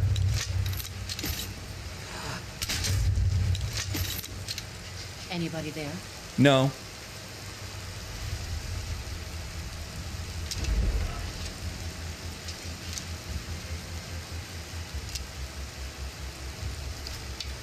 I'm not here, but I do have an awesome fire arrow.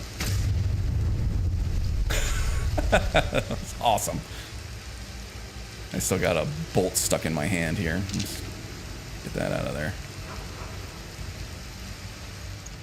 But even if they do that, I don't want them to make it a key part of the game, right? Just make it something that you can do after you've beaten all the different quest lines and stuff.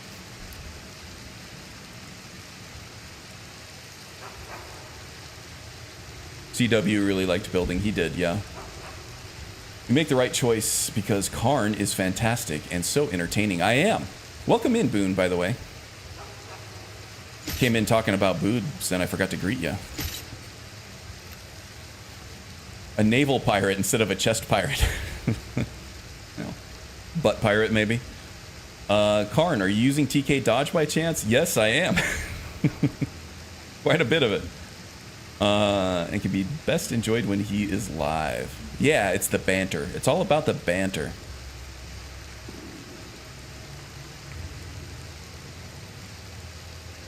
Settlement building was fun if it truly worked well. Well, yeah, I mean, mods did fix it a little bit. It was finicky. But even in the vanilla Fallout 4 system, people did a lot of awesome things with the settlement building there. And there was a lot of really impressive stuff done in Starfield too, with the different settlement buildings and homemaking that you could do, especially when they released the creation kit for it. There were channels dedicated completely to both Fallout 4 and Starfield settlement buildings, or settlement building.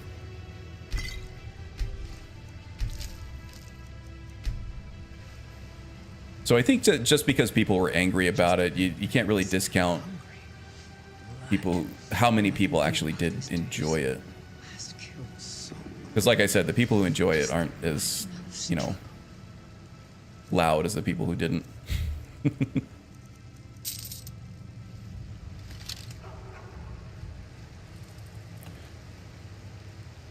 Wait for ambush predator to become active.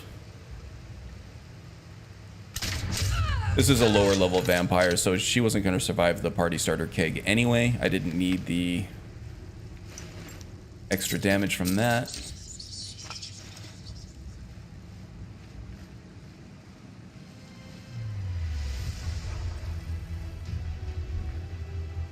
Didn't like the approach to time. Some planets' time moves a lot faster, but the NPCs don't age. Oh yeah, that's something that I don't think they have technology for yet. Well, they do. There are mods like, what was that old one called? Pumping Iron, that over time it would, if you were doing like enough two-handed and combat skills and stuff, and it would, your model would gradually be replaced by a more buff model of your player character. They could do that with age too. And probably even things like hair, but they would have to, if they were trying to get things out by a certain deadline, they'd have to sacrifice another feature for it. You spiders all dead? They are. Okay, this is a higher level vampires. Oh, there are more than one vampires. Let's see if we can find the lower level oh, that's a... It's a death hound. Let's take care of the minions first. Something's not right. Pumping Iron was... It was less of a movie. It was more of a documentary, I think, right? They just followed him around with cameras and documented his training.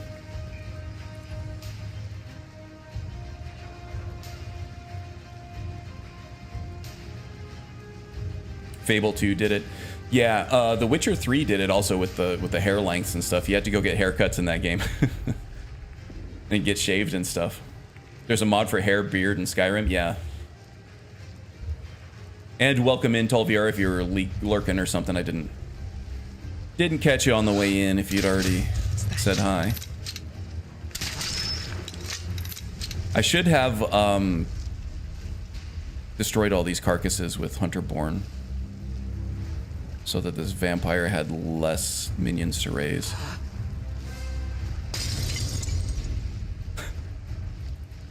There was a frost rune over there somewhere.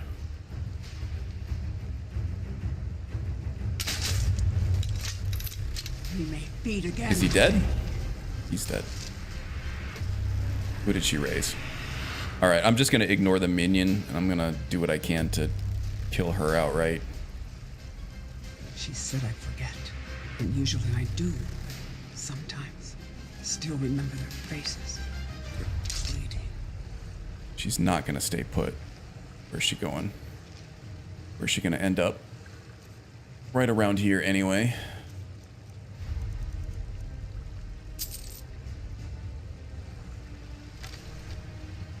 Don't go too far, Miss Night Stalker. Ambush Predator. 2, 3, 4, 5. Ambush Predator, activate, please. There it is. Yeah, there we go. Kaboom indeed. Love it. I could probably even use those fire arrows for even more damage against these vampires. Let's remember that next time. GTA San Andreas had a system to affect your character's model to reflect your activity, like overeating made you fatter and working out gave you muscles. Yeah, did it actually change your character model though? I know it changed what people said about you. Like if you were wearing cheap clothes, like people on the streets would comment about how stupid you looked. I don't remember if it actually changed your character model though on a visual basis. Maybe it did.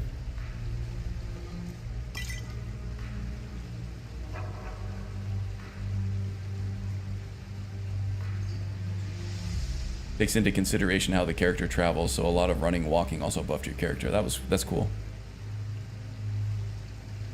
Yeah, I played it on Oldrim.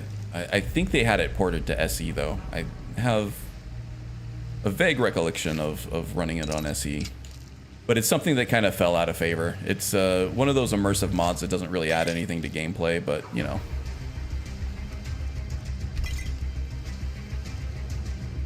Oh, the beard one, 5 o'clock shadow. Yeah, okay. That one I haven't used, and you would think that I would, looking at the player cam here. I'd be all into it, right?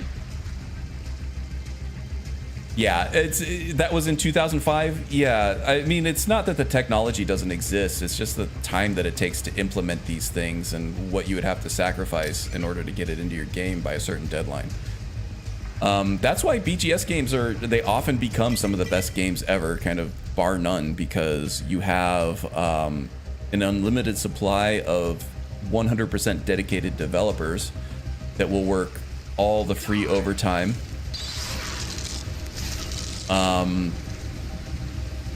And have no deadlines.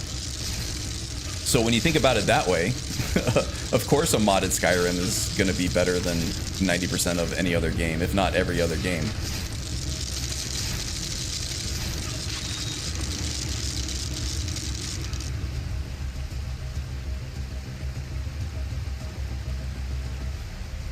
Forest Part 1 had that on the highest difficulty. You could train and eat and build more muscles and do more damage. That's awesome. I have a distinct memory of working out on the beach for a half an hour and coming out looking like I had balloons on my forearms. Awesome. Badass. Had the Popeye aesthetic going on. Smartest thing Bethesda did was make the creation kit available to the public and support it in some small way. They didn't only make it available, but they also put out a lot of documentation and developer tools on how to use it. I think they still have a whole video series live on how to use the creation kit. Although I think it was probably Skyrim, Fallout 4, maybe even Oblivion creation kit or somewhere in between there. But a lot of it's still relevant on how to use it. So not only did they make it available, but they also educated people, at least in some way, on how to use it. Now, obviously, you're going to have people like Gamer Poets that are going to take that to the next level and give you the real information on how to run everything. Oh my god, I didn't even see that guy. He was hiding. I am so sorry, Zora. Shit, that's going to blow up now.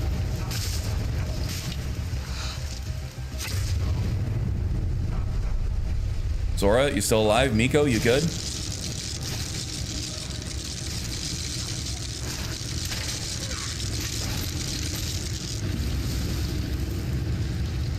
I gotta take my shots when I get them here, but I have to really focus on survival. That was hurting a lot, and I didn't even take any direct hits. Oh, Nightmaster Vampire. He has taken no damage at all. Miko's almost dead. It's that vampiric drain. He's healing himself the whole time.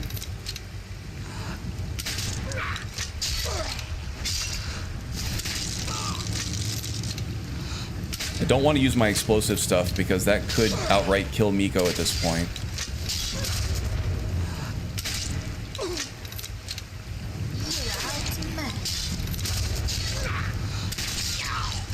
Oh my god, I'm gonna run out of ammo here, aren't I?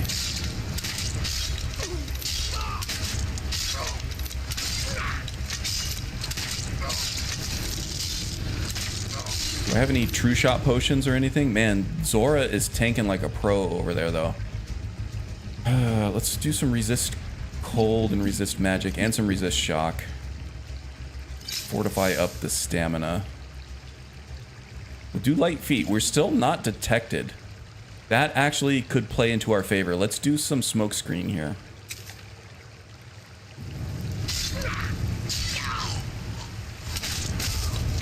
Ouch.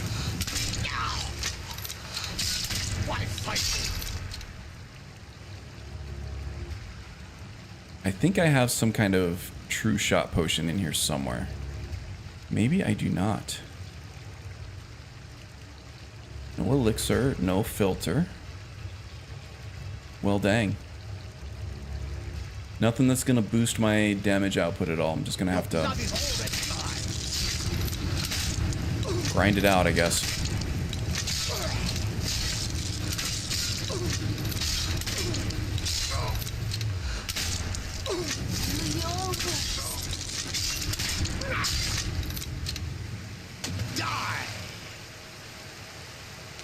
I do not fear death. Don't you? How did you get out of there? I can't. Oh, there it goes. Whew. Okay.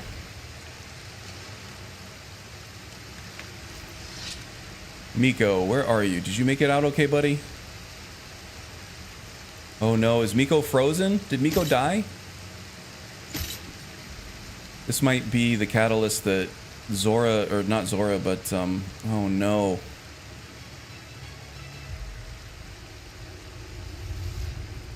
Moment of silence for Miko. I'm just gonna play with this, guys. This is terrible, right? This might be the catalyst that Cole needed to, like, really become jaded and go full dark.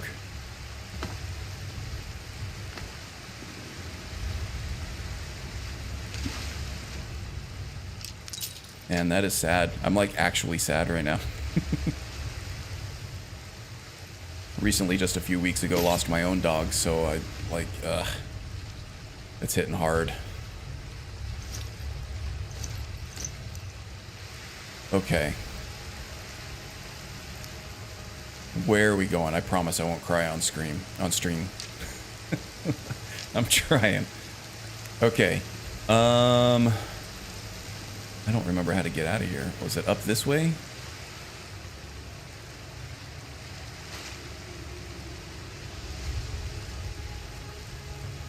Well, she's definitely not joining the vampires now, right? Yeah, but she might just be in a sour enough mood to join something like the Dark Brotherhood, though. Against the wishes of Zora. Did you kill him or the vampire? It's quite possible that it was me. Let me search. If there's a crossbow bolt in there, most likely me. Yeah, he got hit a bunch of times. Probably me. I don't know if he's essential or not. I couldn't seem to change that in Nether's follower framework.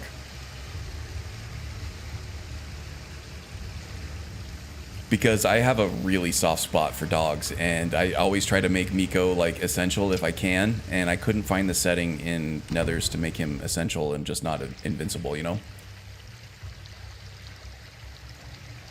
Oh no, he typically isn't. Followers are usually protected, though, not essential, but protected, so that they'll go into bleed out state. I don't think that they're invincible at that point either, so it is possible for NPCs to be killed by other NPCs, but typically when they enter that bleed out state, they become ignored by aggressive NPCs, and those NPCs will focus on somebody who isn't in bleed out state, right? So, yeah, typically if one of your followers is going to get killed, it's you that does it. Accidentally or not. By the gods. So it most likely was me, but Miko was very low on health. And that vampire was using a lot of area of effect stuff. So he had the frost cloak going, he had the ice storm going, and he was frozen in place. So it's entirely possible that that vampire killed Miko outright if he wasn't essential. We haven't gotten anywhere ourselves with nothing. He served his purpose by leading us to this place. She needs to have a John Wick arc, indeed. It is up to us to bring Harkon the prize, and we will not return without it. Papa Miko. I would say that Miko is the grandfather of dog meat. No, I think dog meat came first. Dog meat was in Fallout 3 and maybe even earlier. Dog meat was in Fallout 3. He was the first sort of follower companion that you encountered in that game. And that did come out before Skyrim did. And Oblivion didn't have any dogs in it. Morrowind may have. I don't know if Miko was in Morrowind. Dog meat was in Fallout 2.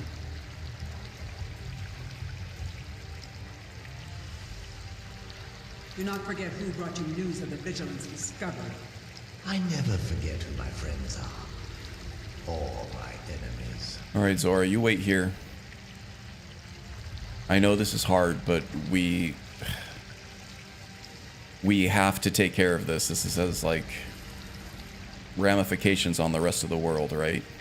We'll have time to grieve later. Yeah, Cole is going to drink lots of skooma tonight, that's for sure.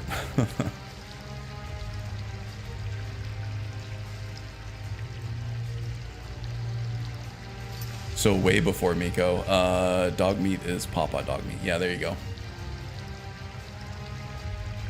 And in Fallout 2, if you got dog meat killed, you'd be attacked by the road warrior. Oh, really?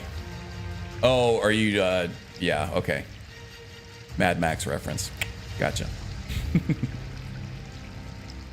I agree with Boone23. The vampire killing is better for story. Yeah, it's better for my conscience, too. Mel Gibson in himself, indeed.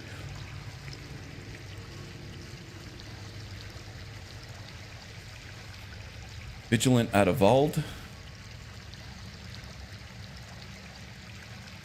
Somebody's going to want that amulet at some point.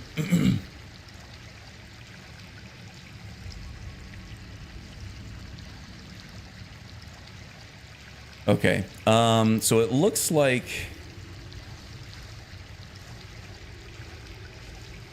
Let's get Zora down here on this platform. So at least if I need to call her in, if things go sideways, she is standing ready. Oh, here comes a thrall. Nope, stop right there. Put the torch away, Zora. Jeez. Really?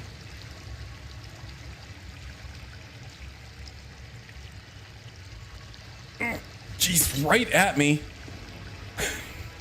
God damn it. All right.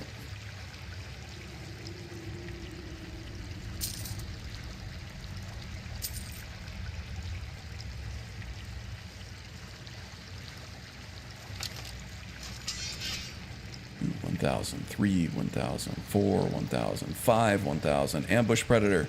There it is. Okay, silent but deadly. Wow, that bolt just bounced right off her. She must have had some thick armor. No, just hide armor. Interesting. Phones being an ass. First Oblivion's being an ass for you, and now the phone's being an ass? Everything's being an ass. Stealthing with a torch, I love it. Yeah, right?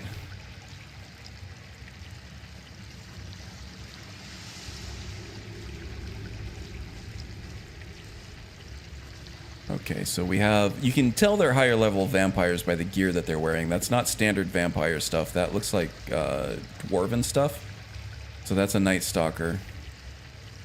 And that guy might even be higher level. And we have these skeletons all over the place that they can raise. I would kind of like to take her out first. But the party starter keg is going to take too long to set up, and she's moving around quite a bit. So I think what I'm going to do, I'm just going to put the Death's Emperor coin on her.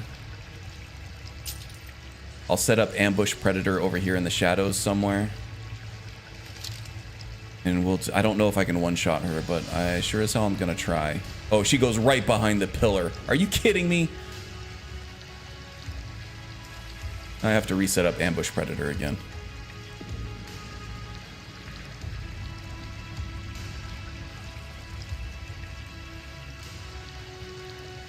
Oh, I'm so mad.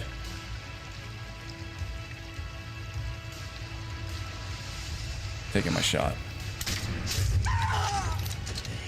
So the reason why I was waiting for her to stop is because I believe I have a perk that if the enemy is not moving, I do more damage. I think that's an archery perk over here. Bows and crossbows ignore 50% armor if the target is not moving. So that's why I was waiting for her to stop moving. I could have hit her mid-stride if I needed to, but I didn't think I was going to do enough damage to a high-level vampire like that to kill her outright. And I did not want a prolonged battle with high-level vampires and their minions.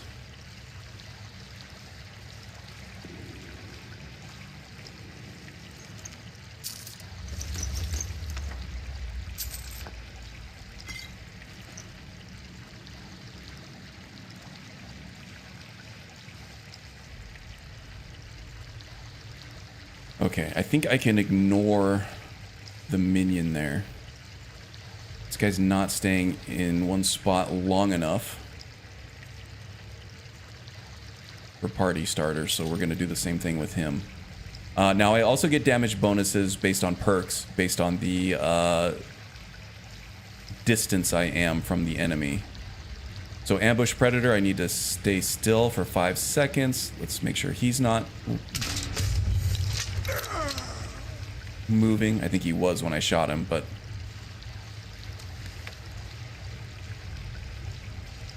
also love the fact that this is a stealthy Argonian. You love a stealthy Argonian, don't you? Man, that's hard to say. That's a tough one to say. All right, Zora. Nice twice. Yeah, there you go. Perk gives 50%. Enchant gives another 50. Will it add up to 100?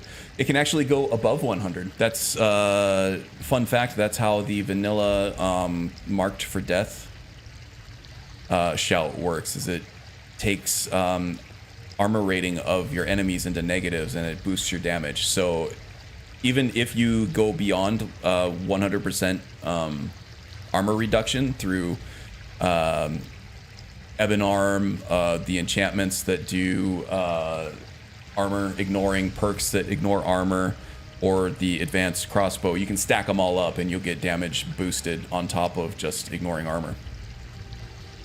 Good stuff. Okay, we don't need night vision anymore. Let's turn that off and we'll use our lantern so it's more cinematic. Shadow scale, baby. Yeah. Yeah. Before Fallout 4, they call him a boy, but use the likeness of a female German shepherd.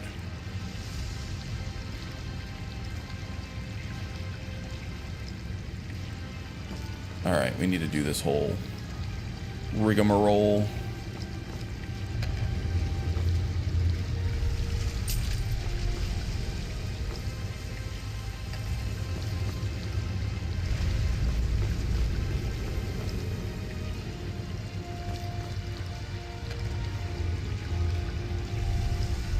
Make the perfect assassins. Breathe underwater. Turning invisible via birth sign. Perfect for spec ops type of character. Caladran. Hey, Caladran. Hope you're doing well. Glad to see ya, as always.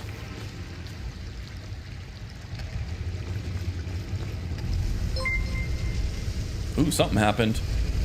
I dream of sounds. Subscribe to the channel. Well, welcome aboard, I. Hope you're doing well. Stay a while and listen. Also, check the description below for Discord links. If you like the conversation here, it is always happening on the Discord.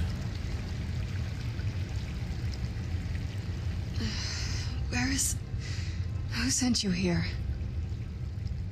So which route will Cole take? John Wick or Blade?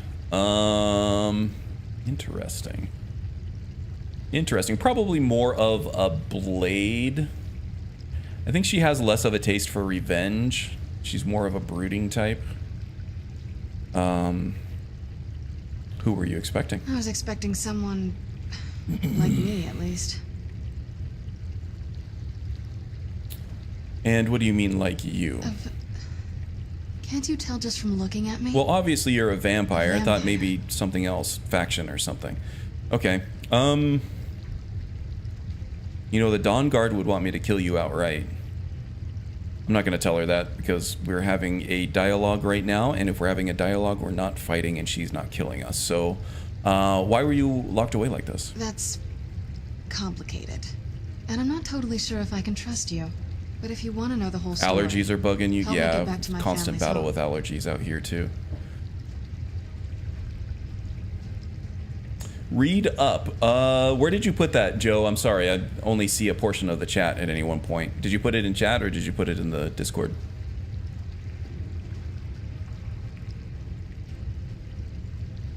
Yeah, you know, a goth, pretty much. Where did you need to go? My family used to live on It's in chat. Okay, I'll scroll up. I would guess they still do. By the way, my name is Serana. Good to meet you. Okay. Is that an Elder Scroll? We have some experience with the Elder Scroll now since we did the main quest line. Yes, it is. And it's mine. Okay, all right. Why do you have an Elder Scroll? It's complicated. I can't Always really is talk with the about Elder it. Scrolls. I'm sorry. Joe's got to pee. Everybody. Wish him an uninterrupted stream. Let's see here. Tell me about your home. So why were you locked away then? I'd rather not get into that with you. You're not being very forthcoming If here. that's right. I'm For sorry, someone it's who not is that- literally saving your life. It's just that I don't know who I can trust yet. Let's Well, get you to my shouldn't home. trust me, actually. I'll I'm a have better vampire sense hunter of at the where we all moment. stand. How long were you in Good there? question. Hard to say. I can't really tell. I feel like it was a long time. Who is Skyrim's High King? Well, that's actually a matter for debate right now. Oh, wonderful. A war of succession. Good to know the world didn't get boring while I was gone. Indeed. Who are the contenders? Well, the Empire supports Elisif, but there are many in Skyrim loyal to Ulfric's cause. Empire? What empire? The Empire from Cyrodiil? Cyrodiil is the seat of an empire? I must have been You gone have been longer than I asleep thought. for a long Definitely time. longer than we planned. Please, let's hurry. I need to Yeah, get they home do so I kind of can have. figure out They're what's almost like a happened. Daedric artifact in that regard, right? They have the essence of some kind of deity infused into them. Oh, okay. Before we go, I'd like to know what we're getting into here. Tell me about your home. It's on an island near Solitude. Hopefully we can find a boat to take us there. It's my family home. Not the most welcoming place, but depending on who's around, I'll be safe there. What about me? Someone you don't want to see? My father and I don't really get along. Ugh, saying it out loud makes it sound so...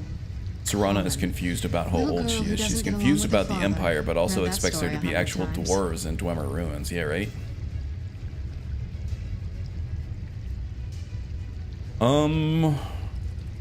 Alright, so you got any idea how to get out of here? Your guess is as good as mine. This place looks pretty different from when I was locked away. Great. Well, let's start going the opposite direction from whence we came. Zora, you with us here? Okay, well this looks promising. Followers are waiting. Followers are following. Let's turn off our lantern, turn on the night vision. The night vision, by the way, is not a skill that she has. It's an amulet from the Hunterborn mod. You can craft these pretty easily from a small bone and a leather strip. Once you get your Scrimshaw level up to a certain degree. Scrimshaw and or harvesting, I think they're the same level. You can make yourself a Night Eye amulet, which is great for lighting overhauls that make it practically invisible to see in the dark. But once we become a vampire, we'll be able to ditch that necklace for something else that actually boosts our damage output or whatever else, right? So that's good. Serana is confused about how old she is. What are the Elder Scrolls functions? Are they prophecies? Who wrote them? The Dwemer? Not the Dwemer, probably maybe Aedra, if you had to guess one single entity that did it. They've been said to be old as the bones of the earth itself, so I would say they predate even the Dwemer. Do they provide knowledge of technology? A lot of prophecy. I think that they're very fluid in what they do and how they act. They don't always say the same thing to the same people at the same time. So they vary based on time, the person who's reading it, and, you know, what the situation of the world is in. They very much are an entity to themselves. They're not a static object.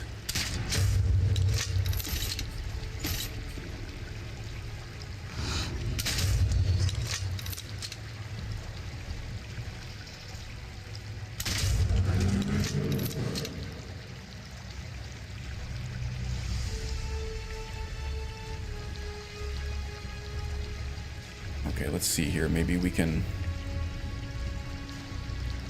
avoid detection on this gargoyle and reset sneak attack status here.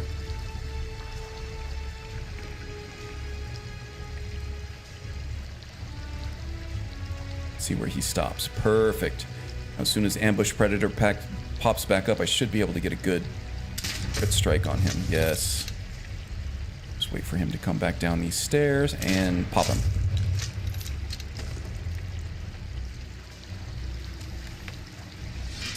The scrolls, they have always existed. They come from beyond time itself. They're basically a stand-in for console commands and dragon breaks. Yeah. Retcons. Lots of retcons. From what I know, they are a divine tool that write their own prophecies. That is what they do. I don't know if they're a divine tool, or if they're actually their own entity, right? I don't know who wrote them or who created them, or if they've always just kind of been there, like Arif said. And I don't think that anybody really knows for sure. It's just something that has always just been and did. It's kind of like that universe's Dead Sea Scrolls in a sense. Well, not so much. And Dwemer archaeologists discovered them? I don't think the Dwemer discovered them. I could be mistaken, but they kind of just appear when they're most needed. They don't always stay in the same spot either, almost like a Daedric artifact, how they can kind of materialize and disintegrate over time. Because Septimus actually said himself that this is where the Elder Scroll is now when he sends you to the Dwemer Ruin in order to go find it. He said you can either go get that now, or you can wait another couple hundred years for it to rematerialize somewhere else. So they do kind of reposition themselves throughout Mundus. The Elder Scrolls can be written upon, you know, like opening the console and writing a command. Oh, right, yeah, for sure.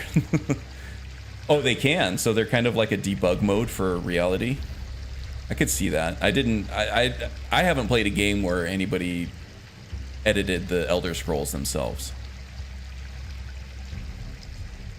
The Dwemer may have learned their Dwemer tech from the Elder Scrolls. I'm not sure how the lore goes on that, but it's entirely possible that they did. The Dwemer did try to read them, but they can choose not to be readable. Ah. Yeah, so the scrolls, they're not really scrolls. They're more godlike beings on their own. Which is kind of a cool concept, I think. Even more so when you realize that that's what the whole series is named after, are these Elder Scrolls.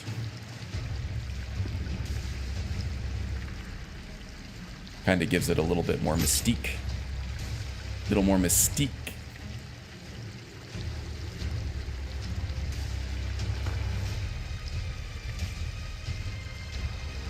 Boy, it is really hard to see even with night vision.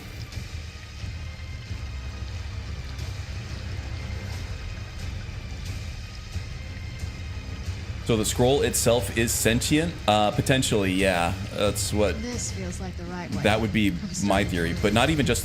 There are multiple scrolls, right? And it doesn't seem to be like there are a finite number of them. It's just... It's like almost like the concept of chi in like Zen Buddhism, right? Where it's always just fluid. It's never one thing or the other. There's a lot of yin-yang swirling... opposing energies going on. It's never always in the same state that it was a split second ago.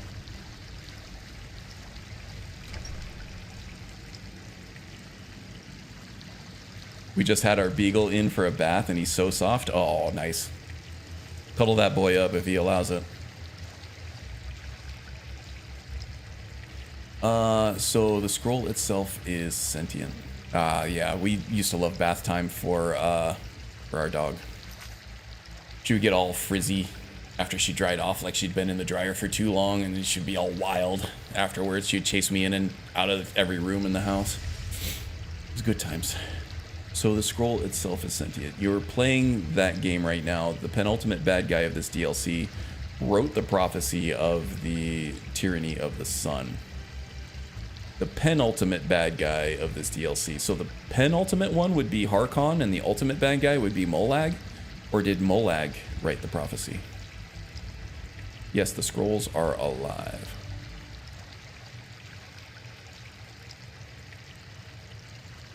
Oh, my beagle never got enough of a cuddle. But she was a beagle dachshund mix.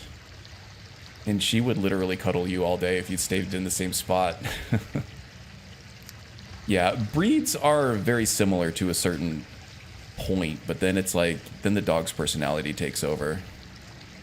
And that's when their little personalities come out. And everyone is different. Almost a mini basset hound, kinda, yeah, just less floppy, less droopy. But they still got a good sniffer on them. Let's try something here. Let's get a little crazy. We'll do a crazy little adventure. Let's see. Where are these Draugr coming out? We're going to put one right here. We're going to put a party starter keg right here. All right, Serana, you're not going to want to stand there. That was a really dumb move, running over to where that explosive barrel was. So when I throw this lever, that should pop these other things open and explode the... It barely did any damage to him. Or did it? I don't even see anything over there anymore.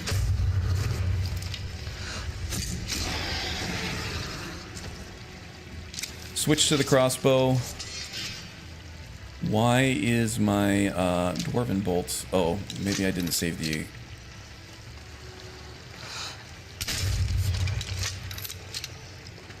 I thought it was supposed to be sticky for the equip set there.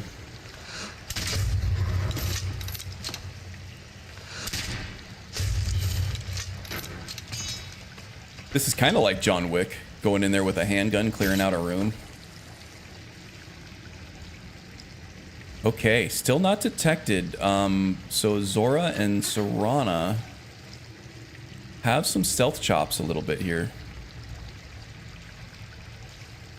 which is good. All right, why don't you guys chill out here for a second? I'm gonna go see if I can explode some Draugr.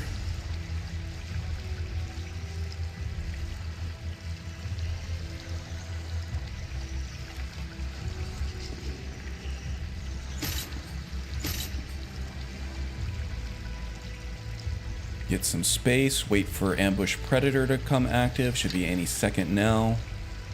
There it is.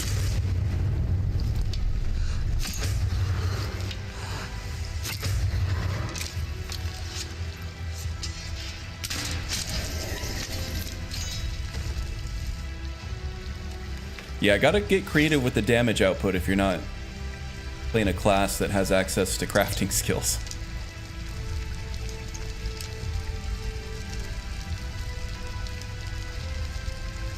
Playing Skyrim for yourself now, and it's relaxing, no recording to worry about or stress. Yeah, that's the thing when you're creating content with a video game, it becomes hard to enjoy that game on its own merits anymore, right? Because there's always some kind of obligation that goes along with playing that game. Even if it's not like explicit, like your audience and stuff, they're not going to hold your feet to the flame on that, at least not the reasonable ones, right? You always get the needy viewers on YouTube or whatever that are really egging you on for that next piece of content or whatever, but for the most part, the people who are reasonable and the people who care, they're going to be very, very forgiving and relaxed about your content output, right? But it's still just, you do it to yourself. There's still some kind of underlying responsibility of, oh, I got to make that next upload. And it's like, okay, I'm going to play Skyrim now, but I got to be looking for what I'm going to do next for my next video. I got to be ready to hit that record button in case something cool happens, or I'm trying to think of my next build, or I'm trying to get this next build fleshed out more so I can edit my video on it now. It kind of sucks. Hey, little Vixie. Welcome, welcome, friend. Hope you're doing well. Hope you're staying warm. It's been kind of cold here the last couple days. The weather turned nice today. I see the sun shining out there. I haven't been out yet, though. Been down into the 40s, which is cold for us. For me, that's why I have a non-recorded game that I can just play for me. That's good. You need that. You need that. I mean, the other side of it, too, is... All right, let's take care of these minions first. The other side of it, too, is there's nothing really quite like the pride that you feel when you get a good episode or chapter out, right? It's kind of just human nature. You want to feel productive. You want to feel useful. And when you produce something that's fun, you feel really proud of it. There is some underlying sense of responsibility for it that can be stressful, but when you get on the other side of it, there's like, man, there's no better feeling, really. I like the chilly weather. Hey, me too. Me too. Lets me wear all these comfy hoodies. Not sweat my butt off. Of course, here I gotta wear the t-shirt in my room right now because of all the computer equipment in here with the door closed. Really heats things up. Come visit Minnesota. We often have chilly weather. Like today when it... Yeah, I did actually visit Minnesota, I want to say like a couple years ago. Went and saw a Twins game. We were staying right in downtown Minneapolis. Didn't have a lot of downtime though. I wish there were time to like meet up with Joe and Stu. Would have been a lot of fun, but we were meeting a bunch of friends there from all over the country and just couldn't fit it into the schedule. But yeah, it was fun. Good weather there for sure. Some good stuff to eat. And like any downtown area, you can pretty much walk everywhere. You stay in the right place. Okay, we got a Death Lord over here. I don't want to proc him just yet. Let me sell those. Let's get the shout, though. How long we're here? Probably, I want to say like 4 days. 3 or 4 days. Accounting for travel time and stuff. We had... my wife's previous boss, his husband's like, he's got a lot of money. So he took us out on Lake, I think it was Minnetonka, and showed us like where all the like different business leaders like lived and stuff. Took us out on the boat, went to some island and had a nice lunch there. We're living like rich people for a day. It was fun.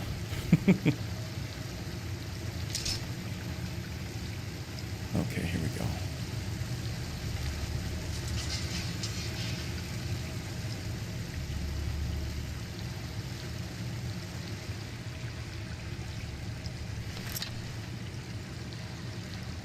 Okay, let's wait until ambush predator. This is not going to kill him outright, but it should...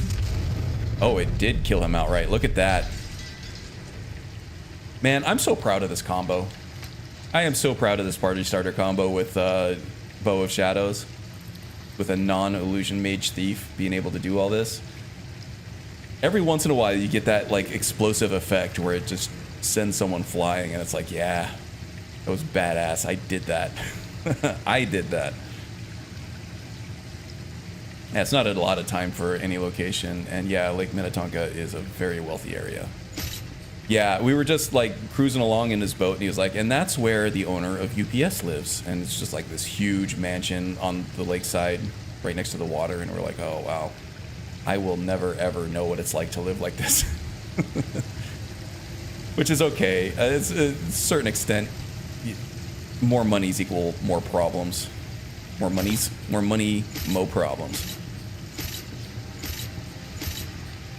Gonna run out of invisibility here.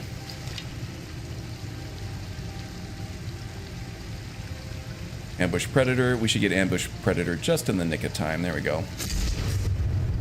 Wow, that did like hardly anything. Alright guys, I think I'm gonna need your help over here. I am going to do all the damage I can to him on his way over, but eventually he's going to make it over here. And Zora and Serana, going to need you to tank some hits for me because I'm squishy. I'm a squishy lizard. Or maybe I'm just going to kill him outright before he even gets here. Yeah, I like that solution better. Cinematic way that body flew off the edge was awesome. It was, dude. I love little moments like that in these games. Especially like when you have this concept of this combo in your head for a while and you're thinking of all the cool stuff you can do with it, and then once you get better at it, it starts working the way you envisioned. There's like a huge amount of satisfaction that comes from that. I like it a lot.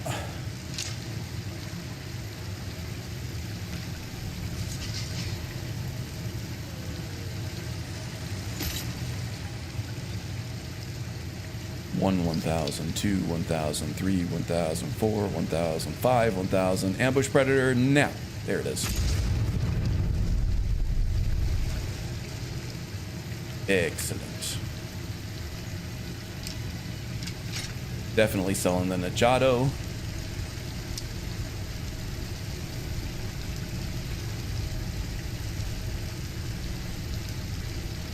Crossbows are slow but hit hard. Yeah, and the quick draw perks do help with that too. I don't think they're called quick draw. It's something else, right?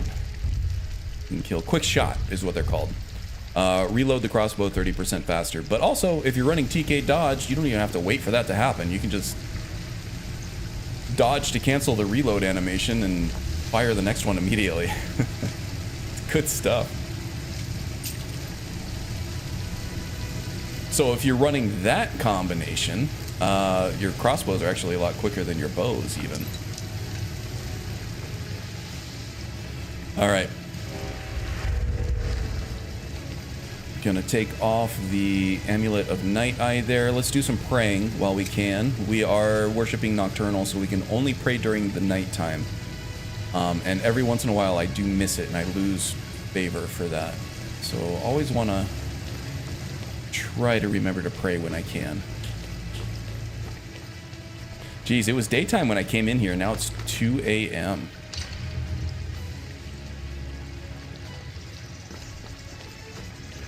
Okay, I don't think there are any more enemies in here. Hope I am not sorely mistaken. Okay, back out in the fresh air.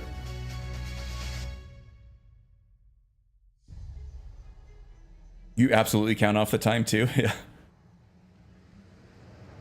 Please let me live through this BS dungeon, indeed. It's so good to breathe again. Even in this weather, it's better than the cave. What are you talking about this weather? This is nice out. This is nice for Skyrim. Okay. Well, it looks like we're closer again to Dawnstar than anything else. So let's get out to Dawnstar. We'll hitch a ride to... I don't think I have Northwatch Keep active yet, but there is a carriage stop. I just don't remember if I need to activate it or not. But we'll see. If not, we'll stop in Solitude. And if it's too much daylight for Serana by that time, we'll probably just chill out there for the rest of the night. Now there's also a Realm Between Realms portal, like right out here somewhere. Maybe it's closer to the east over here. And we do have one of those portals right here, but it doesn't look like that one's active either, so just gonna have to hoof it. So good to breathe again. Is it though? I mean, vamps don't breathe, right? Well, they might be able to breathe, but I don't think they have to breathe, right? They can survive underwater. I don't think they necessarily breathe underwater. But they can also speak, and they need air to go through their trachea in order for their speech to make any sound. So I think they are capable of breathing, and it might be enjoyable to them. I don't know.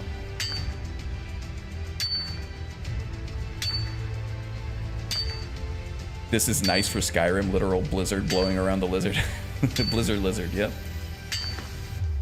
I turned off the favor loss when I was playing my Nocturnal build. Nocturnal in the lore doesn't care for conventional worship. She would care if you pray or not. So she wouldn't care if you pray or not. That makes sense.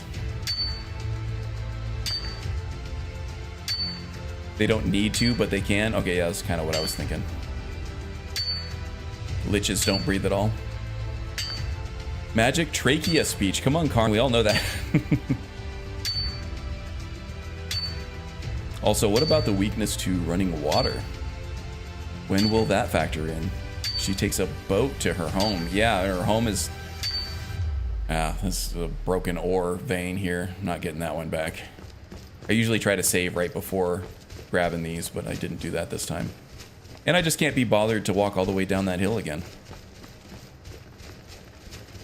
Okay, so we need to get to Dawnstar.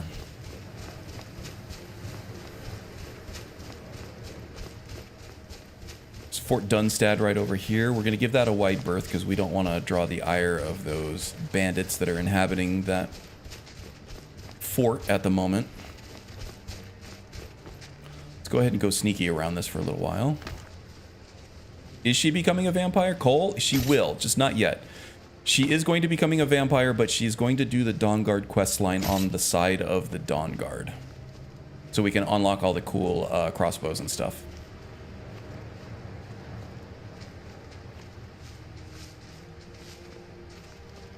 Getting too much buffering. Gonna have to drop out here. I'll check back when my download finishes if you're still... Okay, that's probably why you're buffering, is because you're downloading at the same time. Yeah, I have 0 dropped frames this stream, which is a rarity these days. That's awesome.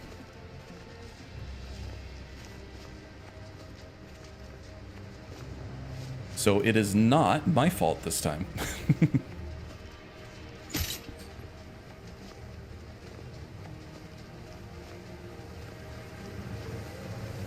Twilight references are my own personal brand of heroin. Oh no. I'm sorry, Arif.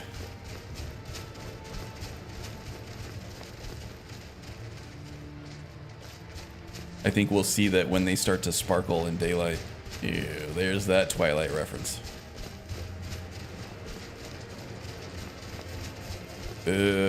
Twilight. Okay, favorite vampire movies. Let's go. I gotta put Interview with the Vampire like way up there, right?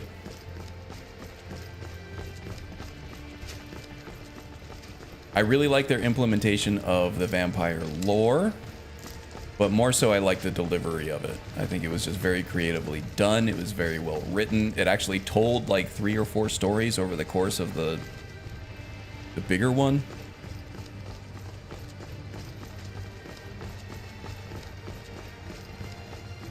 As far as vampire action, I kind of got to give it to Blade, even though just standing alone as like actual cinema, they weren't very good movies.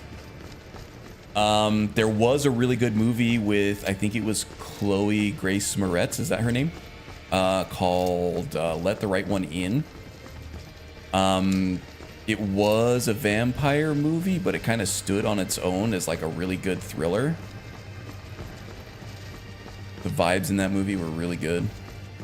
From Dusk Till Dawn, that's a good one. If you're looking for more of the slapstick action vampire stuff, From Dusk Till Dawn is good. Very good. It's hard to go wrong with Robert Rodriguez, right? Especially in an action flick.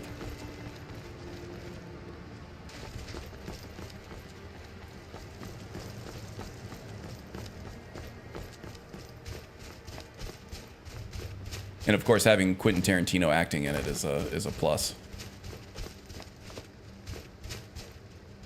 Van Helsing, I think I did watch Van Helsing, and it was better than it seemed like it would be. Queen of the Damned, Queen of the Damned was cool. I like the music in Queen of the Damned, but the rest of it I wasn't. It was a lot of what's her name just going like this. Was that Alia before she died? I don't remember her name. Just Queen of the Damned. I'm Queen of the Damned. I like corn. No, I enjoyed some of that movie, but I like the first one a lot better. Interview with the Vampire is great. Too great. It's mainstream now. Can't pick it. Okay, too obvious. Blade 1 is top tier vampire action flick. The franchise kind of got worse. As a pure action movie, Blade 2 was good. It's just, it did absolutely nothing with the story to set things up properly. But as an action movie, I thought it stood up pretty well. The action scenes in it were quite good. 30 Days of Night. I don't know if I've seen that one. I'll have to look that up. Favorite vampire movies? Bram Stoker's Dracula is a good one. That's a classic, although it didn't follow the book all that much. A lot of the things that happened in the book also happened in the movie, but there was a fundamental change between the book and the movie in that they made Dracula a kind of sympathetic villain. In the book, he was just pure evil. It was all the evil in the world kind of funneling all of their energies into this one being. And because of the way he was going to infect London and everything, that's all they needed was that one guy. So it became really imperative for the good guys to stop him. But very artfully done. It was cool. The Underworld series, as pure action movies, yeah, those were good. But as far as the story goes and everything, I was kind of less impressed with that one as well. Good time to watch, for sure. I enjoyed them. Wasn't watching them for the story, though. More so just Kate Beckinsale running around in that skin-tight leather jumpsuit. Oh, and those blue eyes with the black hair, that was pretty hot. I know you said movies, but what about Vampire? I have never played it. Never played it. I kind of have less patience for old games these days, which as like an unapologetic retro gamer that still plays his NES every now and then. 2D games aged great. There's no problem there. I can play 2D games all day. Old arcade games, old NES games, old Genesis games. I got a huge collection of them. The older 3D games, especially from like that Vampire Morrowind era, they did not age well for me at all. I just can't do it. I tried. The Witcher 1 was not great. I played all the way through it. Like it took me like 70 hours or something. I played all the way through it, but Northwatch Keep, we do have a carriage stop for Northwatch. Awesome. You can get right to Castle Volkihar here. But yeah, I mean, I'll give it a shot. I might even have it in my Steam library, honestly. That's one of those games that kind of goes on sale for less than $10 at times. The director of the Underworld movies was Kate Beckinsale's husband. Yeah, so it was a showcase for Kate Beckinsale, right? I can't either. Yeah, so it's not just me. That's good. All right, let's not antagonize the Thalmor here. We don't really... Cole doesn't really have strong feelings one way or the other. It's not her fight, right? Talos, no Talos. She doesn't really care. Earlier on in her life and her playthrough, she's just trying to make ends meet by any means necessary without trying to be too much of a monster.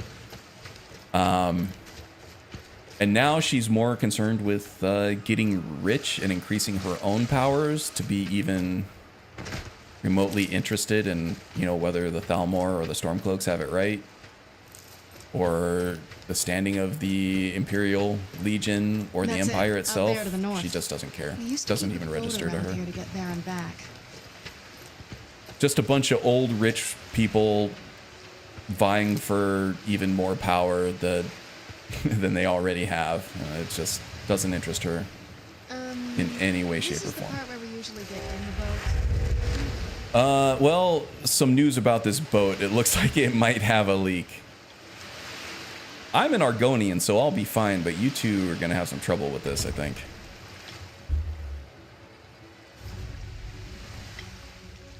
I'd love to see a total Skyrim overhaul for Castlevania. I've wanted to do a Belmont build for a while. That Castlevania anime series is top tier. It is top tier on Netflix. If you haven't watched it yet, Castlevania on Netflix, the animated series, is absolutely really good. Definitely watch it if you haven't already. And if you have Netflix, just do it. You'll binge it in a weekend and you won't be sorry. But I do want to do like a Belmont and maybe an Alucard and, oh, what's the other one's name? Like Siobhan or something? The mage, the girl mage with the elemental powers. I kind of want to do a Castlevania series of builds at some point. It's just another, you know, huge backlog of builds and not enough time to go around for them. I played Morrowind when it came out back in the day, then Oblivion, and could not go back to Morrowind. That's kind of where I'm at with Oblivion now, and Fallout 3 and Fallout New Vegas. It's tough. Just so many quality of life and gameplay mechanics that's like, how did we do this without this? Like in Oblivion, last time I played it, I was playing an acrobat, which is kind of like a sneak archer, right? So I was hitting everybody with these bows and arrows, and I was doing the sneak archer thing, but then it's like I had an arrow knocked and drawn, and there was no way to cancel it. You have to fire the arrow once you have it knocked and drawn. There's just no way to cancel it. Whereas in Skyrim, you know, it's just you unsheath your weapon, or you sheath your weapon, you cancel it. Just a bunch of stuff like that that makes Oblivion kind of hard to play. And then also the fact of like just the weird gravity in Oblivion. Like if you have like a grade of like 30 degrees that you're trying to run down, if you run too fast, you're going to go straight like a cartoon character, and then you're going to fall and you're going to get hurt. That sucks. With Skyrim, at least you can run down a hill and not defy gravity and then plummet to your death. When playing 2D, you know you're playing a game. 3D, you interject real life into it. Yeah, you can if you're going for the immersive thing like Skyrim, or even Hellblade 2. I'm constantly harping on how good that game was. It was so good, very immersive. It's like you feel like you're playing an interactive movie at that point. It's excellent. Oh, I was supposed to go talk to Serana first, I think. The Castlevania Netflix series. The first season, great. Second got weird near the end. Third brought it back. Fourth ruined it. Its own lore, consistency, and killed it for me. It didn't watch Nocturne. I watched through the second. It got weird. I don't remember if I watched the third or not. I'm gonna have to check it. I think I did, and it was really good. But still, the second one wasn't bad. But the second one was the one with, what was his name? Isaac. He's basically a conjurer from Skyrim. And it was like, oh man, I could do Skyrim builds for all these characters. I wanted to thank you for getting me this far. But after Funny thing, I love Morrowind, but don't like Oblivion that much. Yeah, that is kind of weird. I know your friends would probably want to Not that weird though. When Oblivion came out, just like every new BGS game, there's going to be the people who like the older game more than the newer game and won't shut up about it. And in Oblivion, it would if you played in the third-person mode. It looked like your character was skating across the land. Yeah, and Skyrim had that issue at some points too, but Oblivion was way worse. Way worse about it. Fallout 4, the third-person movement was a lot better, but it was much less responsive. They had like a bunch of these little animations for starting and stopping and slowing down and speeding up and everything, and it made it much less responsive. It made it like not fun to play in third person. Whereas in Skyrim, it's all just, it does exactly what you input, for better or worse. And then we can just put animation mods on top of it that add grades of certain things into it, but they never become less responsive.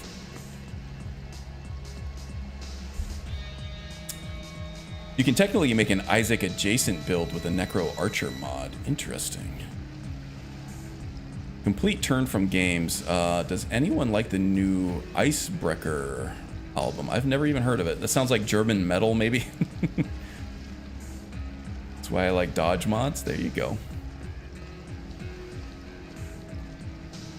I never felt the need to put a dodge mod in Fallout. Although I wouldn't be opposed to it.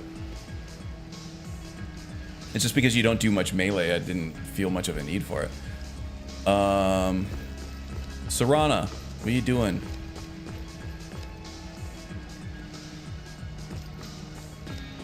Alright, I guess we're just going in. It is German metal.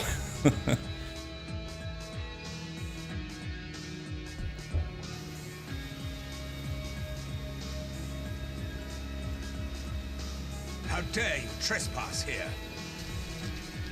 Wait, Serana? Is that truly you? I cannot believe my eyes.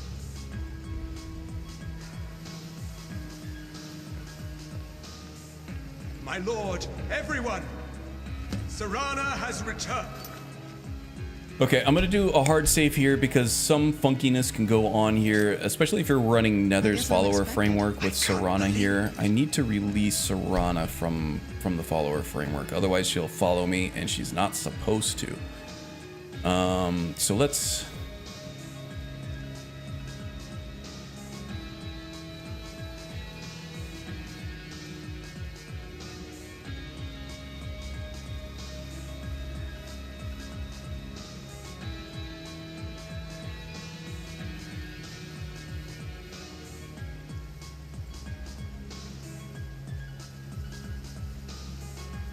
System, maybe. There was a way to export the follower. I don't remember.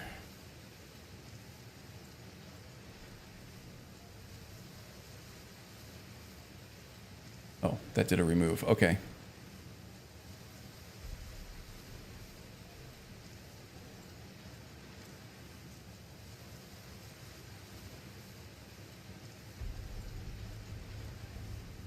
So I'm guessing if it says remove on it, that means that she's going to be removed from that slot.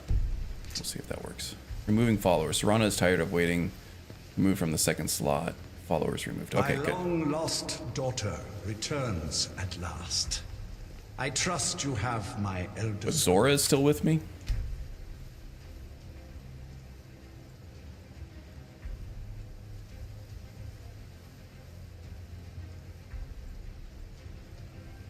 Yeah, Zora's still with me. Okay.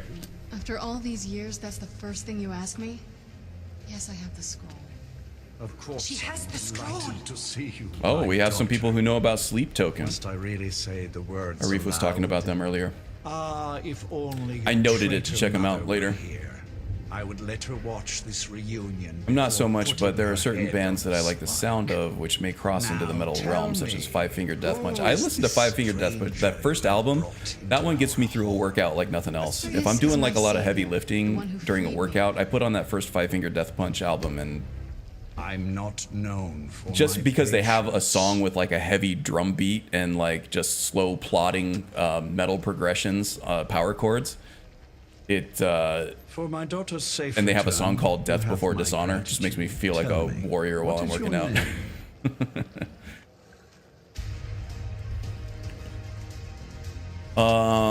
I am collects many things. Who are you? I am Harkon, Lord of this court. By now, my daughter would have told you what we are. Sleep Token is awesome. My daughter is obsessed with them. She went to Montreal to see them. Oh, awesome. So more people who know about Sleep Token. There you go, Arif. You're amongst friends. How about that? Well, you're vampires. Not just vampires. We are among the oldest and most powerful vampires. Heavy breakdowns and bass drops. There you go. For centuries we lived here, far from the cares of the world. All that ended when my wife betrayed me. Yeah, I wear these noise canceling earbuds at the gym because I do not like the top 10 stuff that they play on their music system or whatever. And I just get this pissed off look on my face when the metal starts kicking in. I'm just like, and then everybody around me is like all scared. It's great. All right. Do I get a reward for finding your daughter? So what happens now? You have done me a great service, and now you must be rewarded. There is but one gift I can give that is. His goatee has a mind of its own a little bit. Scroll It's not moving with his mouth. I offer you my blood. Take it and you will walk as a lion among sheep. Surprised you're still streaming after 3. It might be hitting BST for you, Vicar, because I usually stream 3 hours. And I am at 2 hours and 45 minutes right now. And if I refuse your gift, then you will be prey. Arizona doesn't observe daylight saving time, and the rest of the country does. So we're probably an hour off now than we were a month ago or so.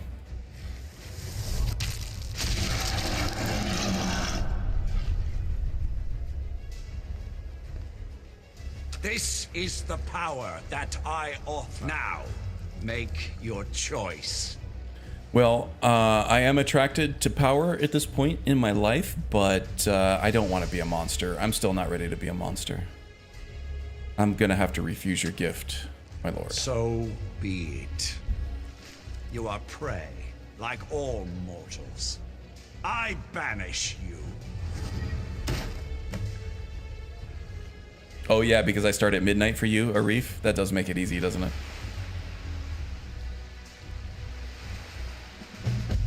Surprised you don't use VLO in your load order? What is VLO? That sounds familiar. What is that?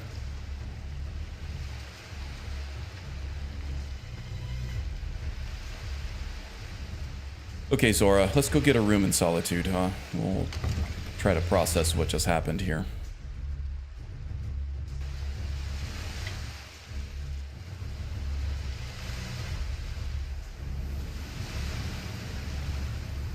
Vampire Lord overhaul. Okay, yeah, no, I just haven't gotten there yet. For key mods that I pick for my builds and my playthroughs, I try to keep it console friendly for the most part. That doesn't always happen. Like for this build, TK Dodge is more of a key mod, and then for the mage build, Sky UI was more of a key mod for its equip sets.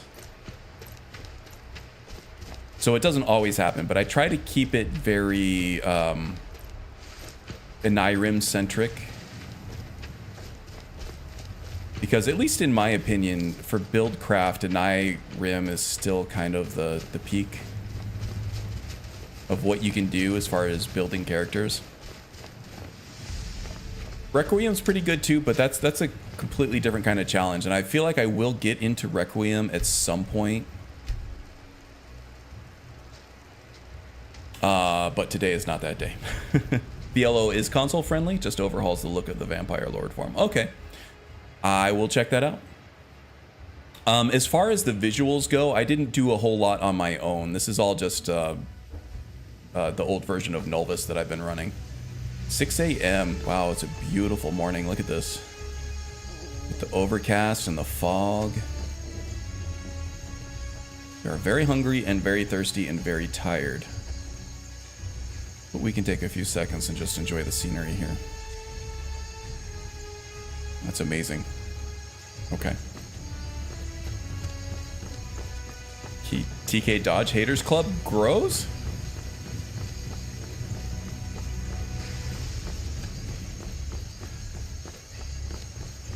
Oh, Joe doesn't like TK Dodge either? Joe, you're breaking my heart. Skill issue. I love it.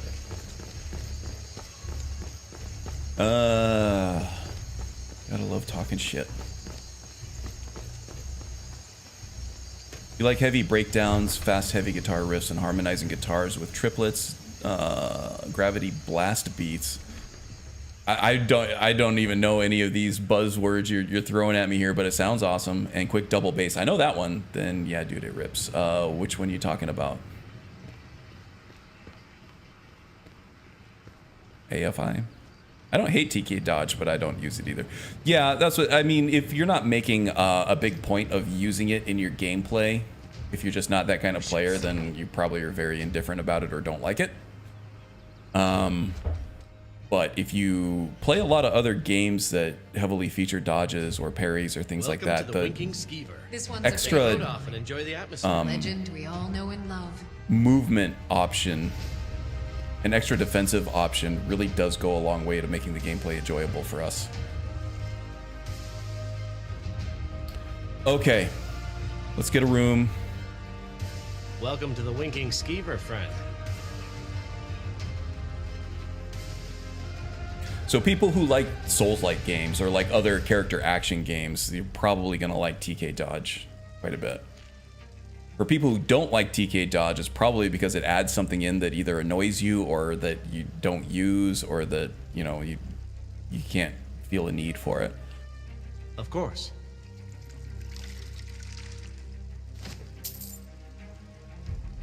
You're just antagonizing those that don't like it. I think like most people who are talking shit on TK Dodge probably do the same thing. Let's see. Don't need any work. Let's do, I'd like to rent a room. Sure thing. It's yours for a day. Yes? And we'll just take the one at the top of the stairs like always, all right? I understand. Thank you. Okay, so at this point, Zora and Cole are going to have a really good cry about Miko. Probably going to drink all kinds of substances. It looks like Zora is already starting with the tankard there, and you know, Cole isn't much one for alcohol, but she's got some skooma, so they're gonna be grieving together about this.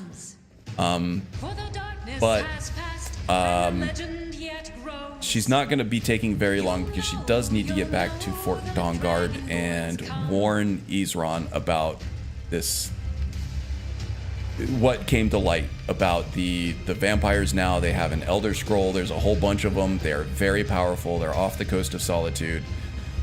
If they have an Elder Scroll, they're planning something. We got to try to be ready for it. So there are more important things than just our grief to worry about in this moment. But we can take the rest of the morning and head out this evening, I think. Hey, James made it. Welcome, buddy.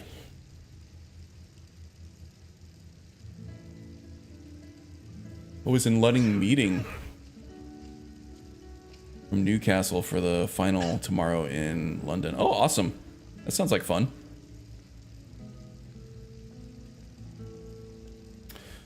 Okay, let me pause this. I'm gonna head back over to, let's do this here.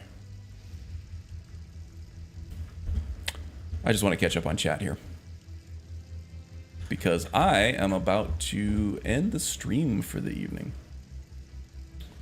Okay, I wanted to see what Joe was talking about way earlier about Cole turning into a vampire. I don't know if I want to do this on stream. So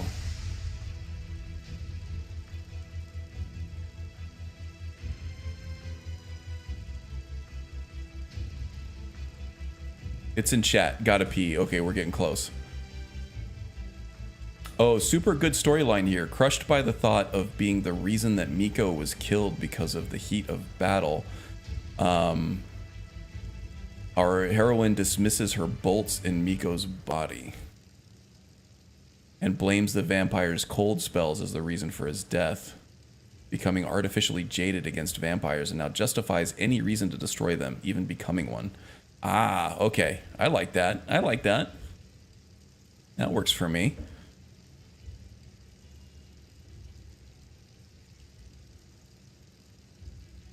If we're still speaking of metal, Eminence dropped a song where they use a violin bow on a bass. I feel like that's not the first time that's happened. Violin bows on electric guitars and basses and stuff has like this very harmonic full sound on its own. That sounds pretty cool. Eminence is what that's called. I'll see if I can look into it. Like any mod, it's what you make of it. Yeah. Yeah, pretty much. I usually use DAR animations in a bundle specifically that uses DAR and has a dodge pod built in. Probably TK Dodge is the one that it uses underneath.